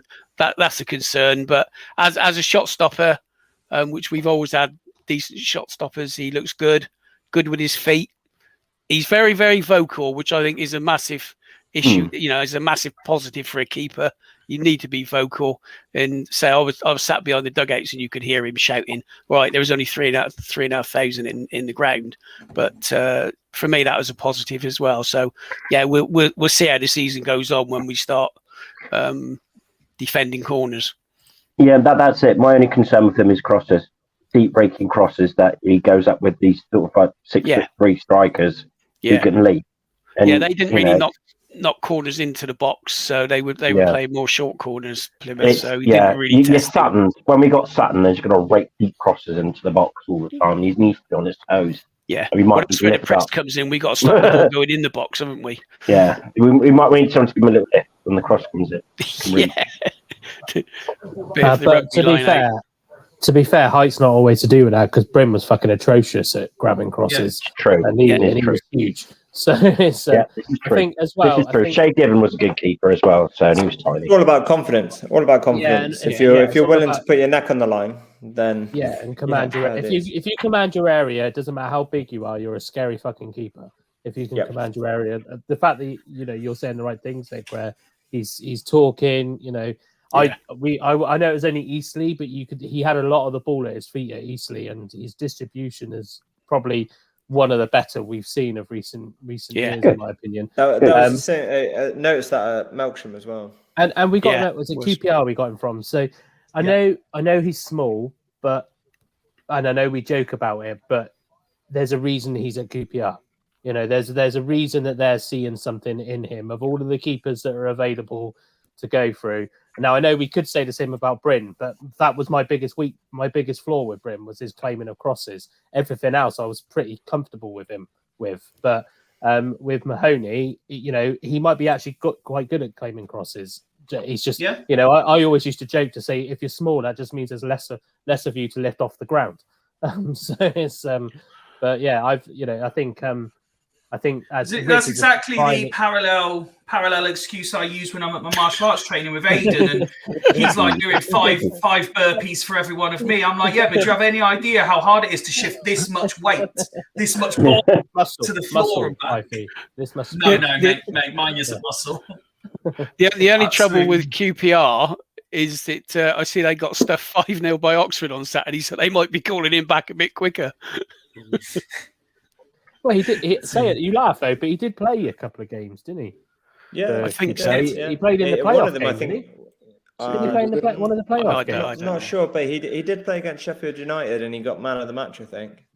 Yeah, or maybe that's what I'm thinking of. I don't know why I thought playoff. But it was towards the end of the season, anyway. But yeah, if he can command the defense with and especially if he gets an experienced defender in front of him, as Roz has said, you'll be surprised at how much just having that experience in front of you can help a goalkeeper as well. Like I think what Bryn probably had last year, granted we had McDonald for part of the season, but most of the season he had a relatively inexperienced defence in front of him. So it was almost like kind of a mate's football team almost, because whereas he needs a young keeper who's confident does need a defender in front of him who might have to say, look, fucking calm down every now and then, or I'll command this part of the area, you command that part when it comes to corners and things like that. So, it all lies in transfer activity still, though, doesn't it? That's the problem. It certainly does. And one thing I would very much like to know, we've mentioned a few names there, but particularly Ben, you're probably the man in the know in this particular element. But are there any other names that we've not yet spoken about that's worth just a minute or two's conversation? There was that other trialist. Is it Raheem Scott? I think he plays. Oh, high five. Yeah, plays at number 10. Rashan Scott. Rashan Scott, that's him. I think he's the only other one that's not been mentioned, other than Wardy. Do we only go after players that have got double-barreled names? No, that's Because his, you that's can his go all That's his letters. name. Oh, Yeah, but his middle Yeah. name's Rivaldo, isn't it? His Yeah. middle name's Oh, yeah. Rivaldo, Yeah, I so know. we I've have seen his to sign Twitter. him just- I was like, we need to sign him just on the basis Yeah, of that. If your middle Um, name's Rivaldo, you're not putting Scott on the back of your shirt, are you? No, you're No, not. it's Are you? Rivaldo. You're not. This is the way this club works. We can then sell a load of letters for the shirts. It's just the way it is. Rivaldo. Is that what it is? Pound a letter. Give me a pound But, a letter.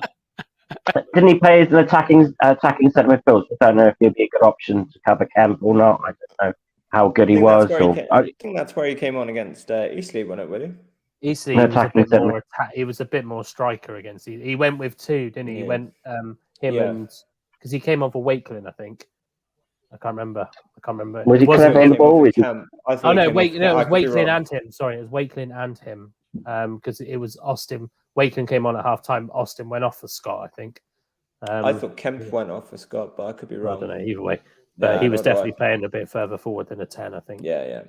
The weird thing is, we've just not been linked to him, have we? This summer, the rumours have been so few and far between. Yeah, but Yeah, me and yeah. Joe have both got him on Football Manager, and he's all right on there. So,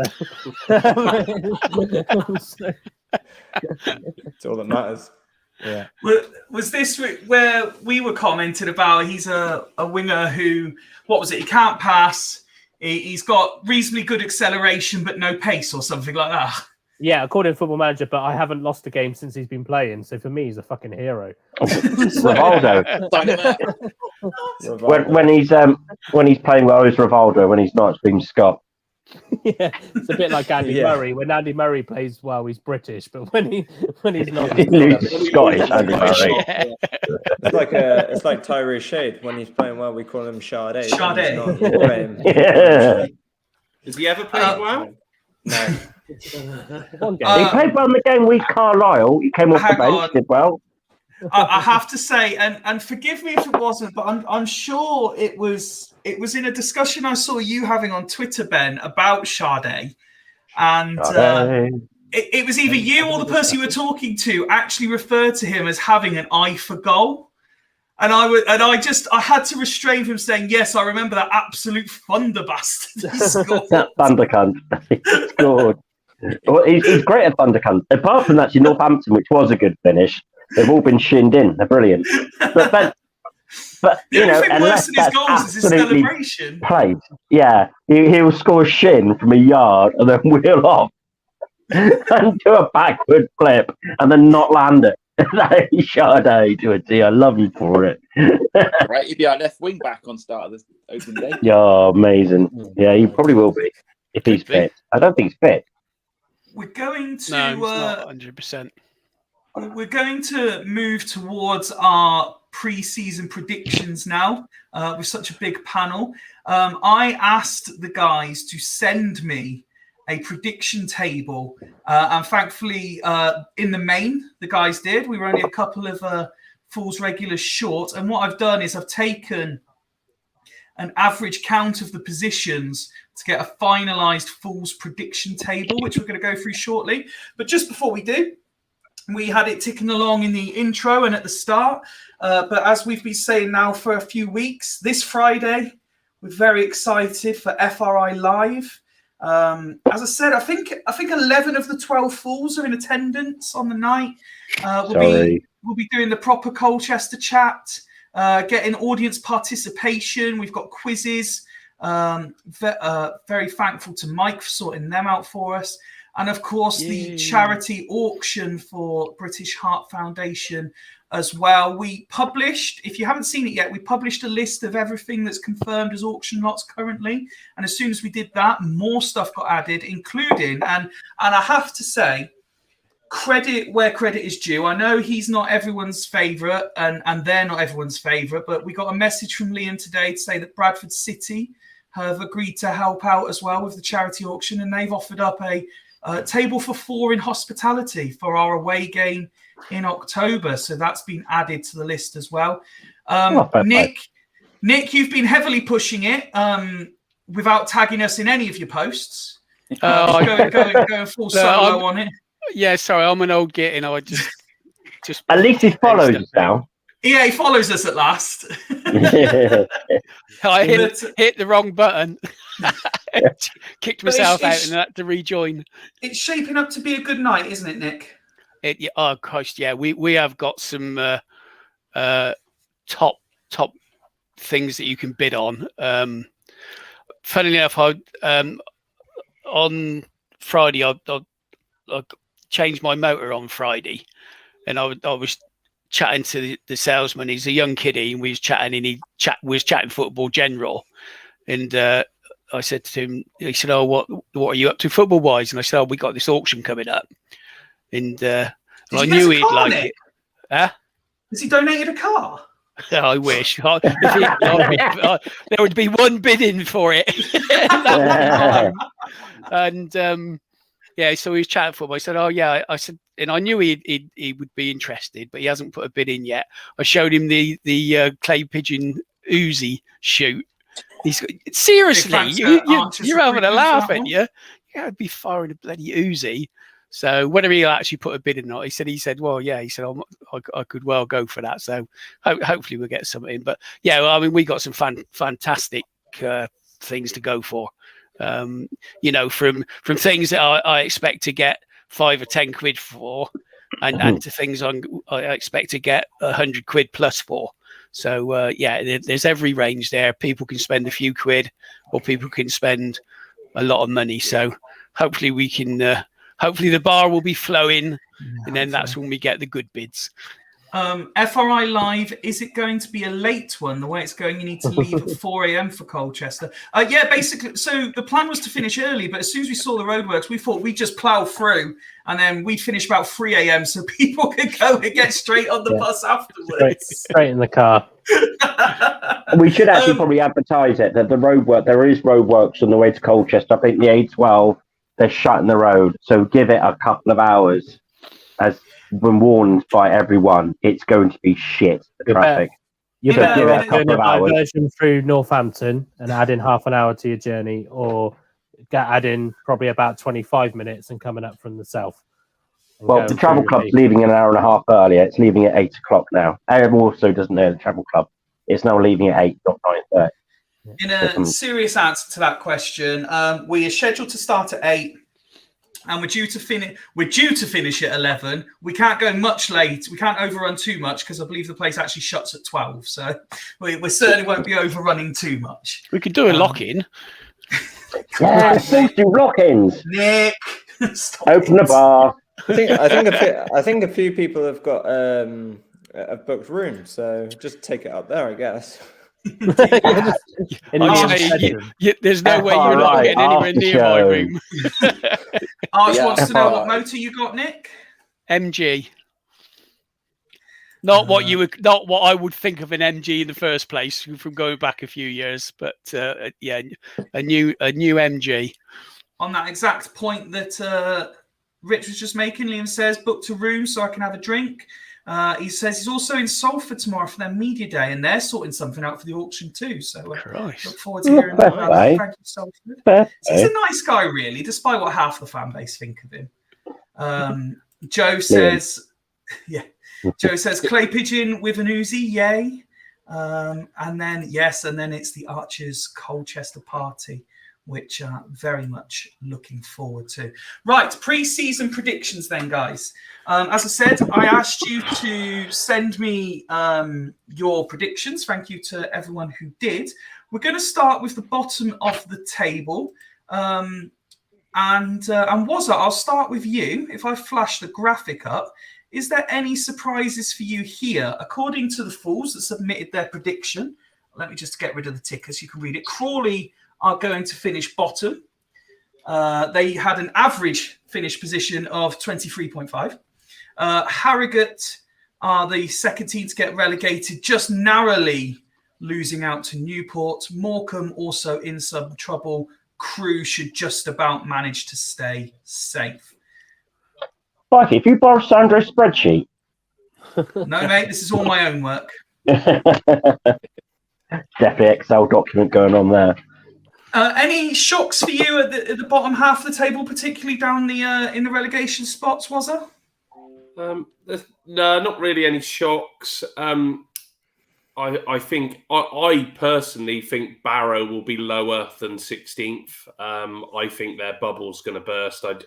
I was really unimpressed with them the back end of last season at our place. Really, you know what I mean? They could have had us for the taking. I thought they were proper negative, and I think if you're that negative over that long period of time, I think you could be in trouble. So they're one for me that are going to be near the bottom. I've got Harrogate at the bottom on mine. So, you know what I mean? I think their time might just be up. But, you know what I mean? I don't really know how a lot of these clubs have, you know what I mean, done over the pre-season. So, you know what I mean? There's always a surprise pot down there. I'm a bit, you know what I mean? We're looking at this all here going, oh, you know what I mean? We're predicting that these teams have got low budgets or looking at the players that they've brought in. Is it going to be enough? But you always get a surprise one from the top end, from the bottom end that will fly at the top end of the league. So, yeah, I'm surprised Wimbledon are that low personally. But yeah, for me, I said Harrogate and Barrow was my one that could be a bit of a surprise more near the bottom. Rich, are you in any way surprised to see two of the relegated sides predicted to finish in the bottom half of the table? Yeah, I don't think Harrogate will be as bad as people. Sorry, I've just realised it's free, isn't it? Three of the four relegated sides were League One, Morecambe. Yeah. Oh, we look at. Oh, sorry. Forest Green. You mean of League One? Oh, sorry, my bad. Sorry, I thought you were talking about the two that were actually at the bottom there. No, sorry. Three of the relegated League One sides. Okay. Morecambe, no. I think they'll. I think that seems to be probably around about. I think they're basically what Crawley are now. They were the League One of Crawley. I think they're just on a downward spiral now. They've gotten to as high as I think really they will ever get. I don't think they'll get any higher than that. I think they did well to stay in League One for more than one season. They've obviously come down now. They don't seem to have a lot of money. They don't seem to be investing a lot into the club now. So I think they'll struggle for sure. But again, could be wrong on that. But that's just my thoughts on that. Who are the other two? Accrington, Stanley, and Forest Green. Oh, I don't think Forest Green will be finishing 15th somehow. I think they'll finish top half. Well, it was interesting that I think they had the most consistent placings of everyone that sent in a prediction. Hence why their average worked out at exactly 15. Yeah, I don't think Forest Green are going to finish 15th somehow. I think they'll finish. I still think that they'll finish top half. I think they'll invest. Woody, for you, any surprises? Crew that far down, maybe? Yeah, I mean, I had Crew slightly higher, but not. I mean, when I sent mine in, I kind of did the top 10, did the bottom 2, and then just kind of guessed the middle. I think, to be honest, that's not too much different. And your averages on the right there say it's not too much different from what most have said. I think I was quite strong in the opinion that I think Morecambe are going to struggle. I think I admire Simon's enthusiasm, but I think that's a very realistic position for Colchester. So, but yeah, I think the only major difference was I had Crew a bit higher, but that's just because I think this is going to be a league this season where we're not going to see many draws, and I think Crew's squad is set up to win or lose. It's never really a draw inside. So looking at their squads, so I think they might get more points to push them up the table a bit. Well, Mike says the list is broken. Where are Swindon? And the important news, Ben, is that they made the top half. The bad news for all the supporters is they don't quite make the playoffs. 11th place is the predicted finish. Well, I think if you ask probably 80% of the supporters, they'll probably bite your hand off that. If you look at that though, if you have a look at all the teams that are up there, it reminds you that this year really is tough. It is really tough because the bottom of the league, there's a lot of teams that you know, they might struggle. At the top of the league, there is a big divide between the top half and the bottom, I believe, because you know, you look at them 12. and you could settle an argument for most of them to go up. I think probably minus us, 11 out of the 12 really fancied themselves for a playoff push this year. We could add to that, but we need to be bloody busy over the next month. This is the important point, isn't it? This is as of right now. Because Woody actually went as far as sending me 2 predictions based on whether we signed players today or not. Yeah. Well, no, I'm going. When I did my prediction, I think I said would finish 9th. I'm going on the basis of the players, the standard of players we've got in already, and the standard of players we've linked to are pretty good. So I'm assuming we carry on in that sense. So I've got us 9th. But if we went with what we've got and then just carried on, we'd really struggle because we've got no depth. Sorry, Ben, carry on. But yeah, no, it's a strong league, isn't it? You look at them. I've got Wrexham actually not doing as well as that. I think they were a very good League Two side in non-league, and they've added 1 player, so they're now a very good League Two side in an exceptional League Two. And they're the team that everyone's going to want to beat. They're everyone's cup final, because they're quite arrogant in the way they throw themselves around. Forest Green went League Two, so it's going to be a bit of a formality. I think they'll finish about 11th. I think this season. My tip, Notts County for the league, and Pikey's up there as well with Stockport. Well, before we carry on the discussion on the top half, let me just remove the graphics slightly, because we've still, after an hour and 50 minutes, got a chance to welcome someone else to the panel. Evening, Craig. Hey, evening. Hey, Craig delayed. He wasn't late, he was delayed. What a fine body of fools we've got on. I know, fine body. So what was up, Craig? Was there leads on the path? Or the finer for you coming on. It was the wrong type of rain today, so that's why I'm late. Delighted to have you on. So we're just looking through the predictions league based on the averages of what everyone who's sent predictions in. We're looking at the top half, and actually you've come on at the perfect time for the next question. Leading from a point Ben was just making to say that there does appear to be a divide between sort of top half and bottom half. If you actually look at Mansfield there in 9th, there's quite a big gap then to Grimsby even in 10th in terms of average position. Do we think we're looking almost that there is a top 9 and a rest? I don't know. I think, as has probably already been said, as Ben was just saying, it's going to be incredibly tough, very competitive in the top half. But good job, we've got a competitive budget, so we should be fine, shouldn't we? No. It's been demoted to healthy. Remember, healthy now, is it? Okay. And the signings were delayed too. Yes, exactly. I don't know. I mean, for me, because I personally think Grimsby will be up there. I think they'll be in and around the playoffs with the signings. I had them up there as well. Yeah, the playoffs as well. Yeah, I think they will be the surprise package this season. So I think that'll be closer. Maybe we might be off. I mean, I've got us as 14th as it stands at the moment, but I think the range that, you know, between 10th and 14th for me, being Mr. Negative, of course. I mean, and it wouldn't be the same without having your resident pessimist, will it, Fifey? So no, exactly. Wouldn't have you any other way, mate.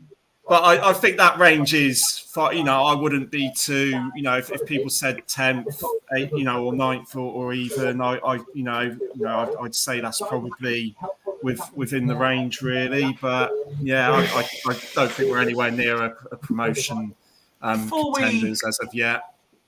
Before we continue with this particular discussion, let's just catch up on what's going on. Liam says that Liam says Craig's got his haircut ready for Friday already. Joe also saying, Craig, your haircut is looking phenomenal, tidy. What I would like to say is I've been here for nearly 2 hours and not one person has noticed that I've had a haircut. Craig comes on for fucking 20 seconds. I've noticed your beard, Spikey's not as beefy as it usually is. No, it's all been nice. You need to, Fifey, you need to see the right barber. Go see Gazza's down Farringdon Road. Best barber in Swindon by a long shot, mate. Go see Gazza. He'll sort you out, mate. And then maybe you'll get noticed. Get noticed. I wouldn't go see Gazza. He's got some of the alcoholic shakes and everything. If you like that. Yeah, if you get that, Gazza the foot. My barber saw you out 5 feet. Don't worry, bro. I can't afford your barber, Rich. Fuck me. Yeah. Mike says I can just about afford him, to be fair. Mike says, bear in mind this whole rearrangement of what I look like cost me 20 quid. That's not bad. That's the same as mine. Mike says, hang on, first you need to ask 5 feet Craig. up north, everything's cheaper up north. 5 feet. 5 feet. What, is it a Turkish one you went to? No, just a normal. Just normal bar. Turkish ones. They put like burning fire. So you in like your a ear. hot towel and stuff then. Well, I don't have to do it myself now because I've got no hair. But I used to love Turkish barbers. Mike says, first you need to ask Craig what he would choose for his final meal. Priorities. Yes, today's intro food-related question, Craig, was what would be your final meal as this is the final episode before the season starts? Oh Christ, that's a tough one. It's got to be a curry for me. So I'll go chicken jalfrezi. Just perfect blend, perfect balance of hotness, but also flavour for me. Oh, that's the way I describe you as well. The perfect balance of hotness and flavour. Yeah, exactly. Yeah. You're spot on. That's exactly what Vicky said attracted her to me. So there you go. Liam says the reason no one noticed is because can't see the back of your head. No, I'm purposely not letting anyone because apparently I have a fucking growing bald spot there. So I'm trying. That's why my hair doesn't spike up anymore and it's just sat flat. Thank you, Joe. It's the stress of running this pod. Need to take the headphones off before the cutting starts. and Matt says 20 quid for a kid's cut, you're being ripped off, Rich. Yes, you guys listening? Yeah. Rich. Very good.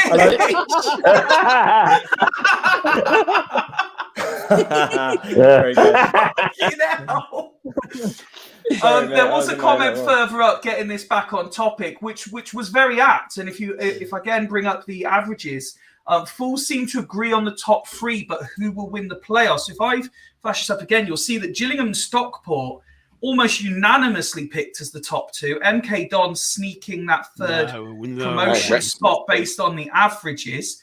So if it was to finish like this and Bradford, Notts County, Wrexham and Salford finish in the playoffs, who are we backing, Nick?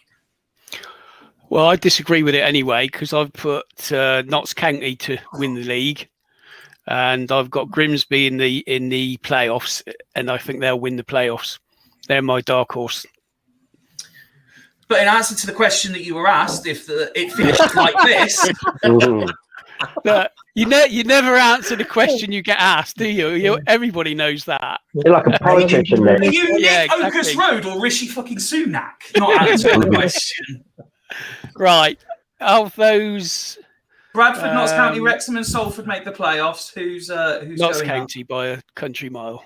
Okay, Woody. Of the Oh, sorry. Were you still looking? Yeah, because they're not the same as me, so I've had to rethink. It pains me to say it, but I feel like it's the type of season that if that is the playoff picture, it will be Salford that win the playoffs. It'll be that type of season. I mean, I kind of feel as if Bradford get there. I mean, they've been around those spots so many times now. You kind of have to feel it, but same with Salford, I guess, as well. But you kind of have to feel that it might be Bradford's year again. But who knows? Literally, this league's going to be so freaking weird this year. It's going to be so weird. I love. Do you know what? I love how people that watch and listen to this remember what people have said. Straight in with that's then after Nick's Tranmere prediction. I absolutely love when people remember what we've said. I can't even remember what I said, like from yesterday. Gary, if it was those 4 in the playoffs? I got to go with Rich. I think Bradford, personally. I think they're the ones that just nick it eventually. It's got to be their year at some point. Was it? Yeah, I would sway I'd sway just towards Bradford.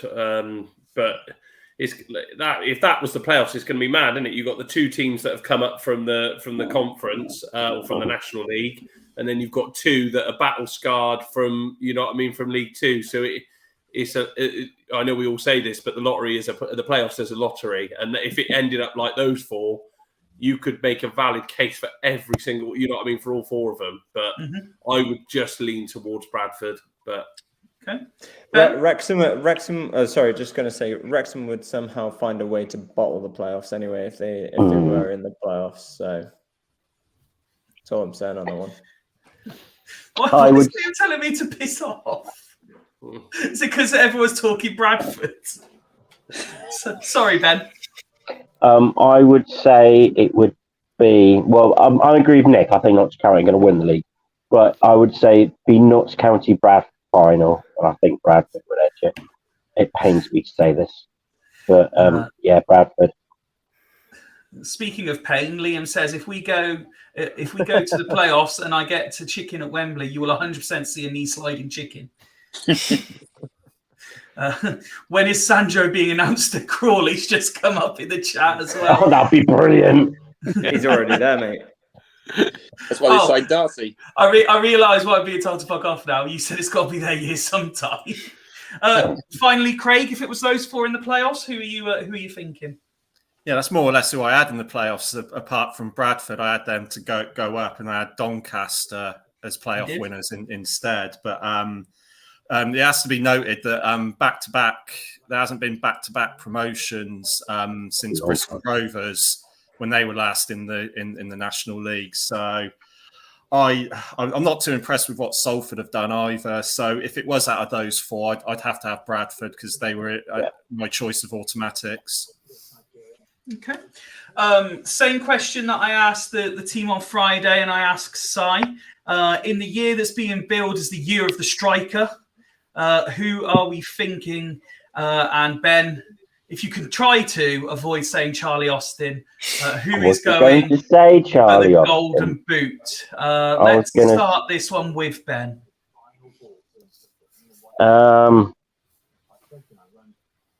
Just trying to think. There's lots and lots of very good strikers in this league this year. Who's going to go?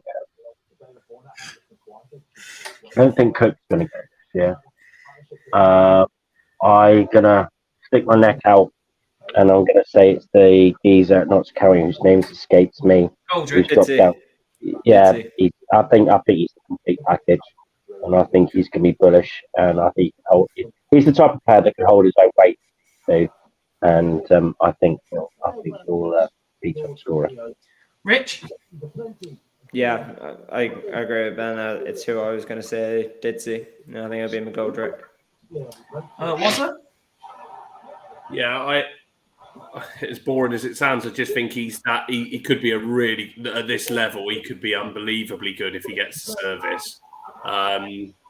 I don't really know enough about what's about and what sort of happened with regards to it. It's been a bit of a quiet one. So, yeah, McGoldrick I'd lean to. I'd always quite liked Paddy Madden at Stockport, and I really fancy Liam put a shout in for him on Friday as well. I really, just going slightly off topic, I think Stockport, the point Craig made, they come up last year and there was a lot of pressure on them. And if they wouldn't have started like they did, they would have pissed the league. The way they finished, it was unbelievable, the form they were on. And I was one of those that was saying, how are they even favourites for the league last year? But they really impressed me, the way they carried on. And I think they could be massively, for me, I've got them to finish top of the league, and I think they will. Yeah. And if I fancy them, I've got to fancy a striker like Paddy Madden to score a lot of goals. So I think, he could be well up there. Definitely. Woody? No, I'm not going to go with McGoldrick just to be a bit different. But I'm going to go with. I don't think it will be one of the top 5 top goal scorers. I think the top goal scorer will be somebody who is the only one scoring goals for their team. Yeah. So I'm going to go on a whim with our public enemy number 1 and say Matty Taylor for Forest Green is going to get the golden boot. Because I just think he's proven, that's why they've signed him. Forest Green's a horrible pitch to play on. It's small and all of this kind of stuff, which is going to suit everything that's in Matty Taylor's book as he's getting older. So I think it's going to be him. No shouts yet for the likes of Cook. I wonder if that's coming. Either that, or Tom Brewitt. Let's score a lot of goals then. Let's ask Gary next. Yeah, I'm going to go with everyone else. I'm going to go on the McGoldrick train. I think he's just quality at this level. To be fair. Okay, Craig. Yeah, some good shouts there with Goldrick, Madden, and Taylor there. I'm going to be the one because I've put Bradford to get automatic promotion. Cook would be my shout. His goals will be crucial if that's to happen. So I'm going to put. But there's so many that could do it, and like Woody said, might not necessarily be teams that are up in the top 5. So I think it's going to be quite competitive for the top goal scorer. But yeah, Cook for me, Bradford. Nick, he won't score against Swindon. Yeah. Nick, the other big name striker that we haven't mentioned, and if we don't, then we're going to get days of abuse from our friendly neighbours in the Midlands. You're going to go for Johnson at Walsall? No. Fuck Johnson. That's the most I've ever heard. It'll be a one-season wonder. So he's had his time. You know how much notice I take of opposition players, which is like virtually nil. What's the name of the Notts County lad that scored all the goals last season? He get 42 goals. Longstaff or Rodriguez or Langstaff or whatever his name is. Yeah. Langstaff. But Langstaff who's still there. Rodriguez went to Oxford. Well, that's who I would say. I think he will continue because to me they're going to be a real threat. And if you've scored that many goals, and he didn't get the publicity because of Wrexham, so he might go under the radar a bit, but I guess the managers around will obviously know what he's all about. So, but that's where I'll go do something different.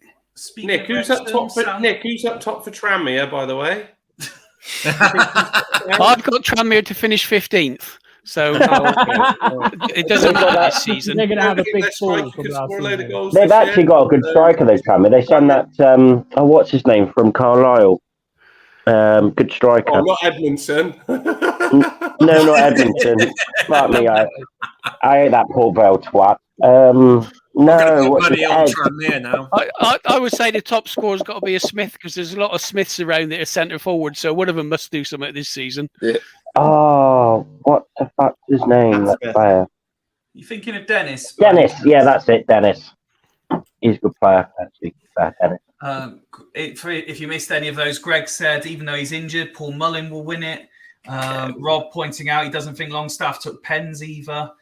And there was Liam as well saying Dennis when Ben was trying one thing I'll quickly say on McGoldrick is he's not the kind of player that needs the service. He'll take the ball from the halfway line and he'll just drive with it.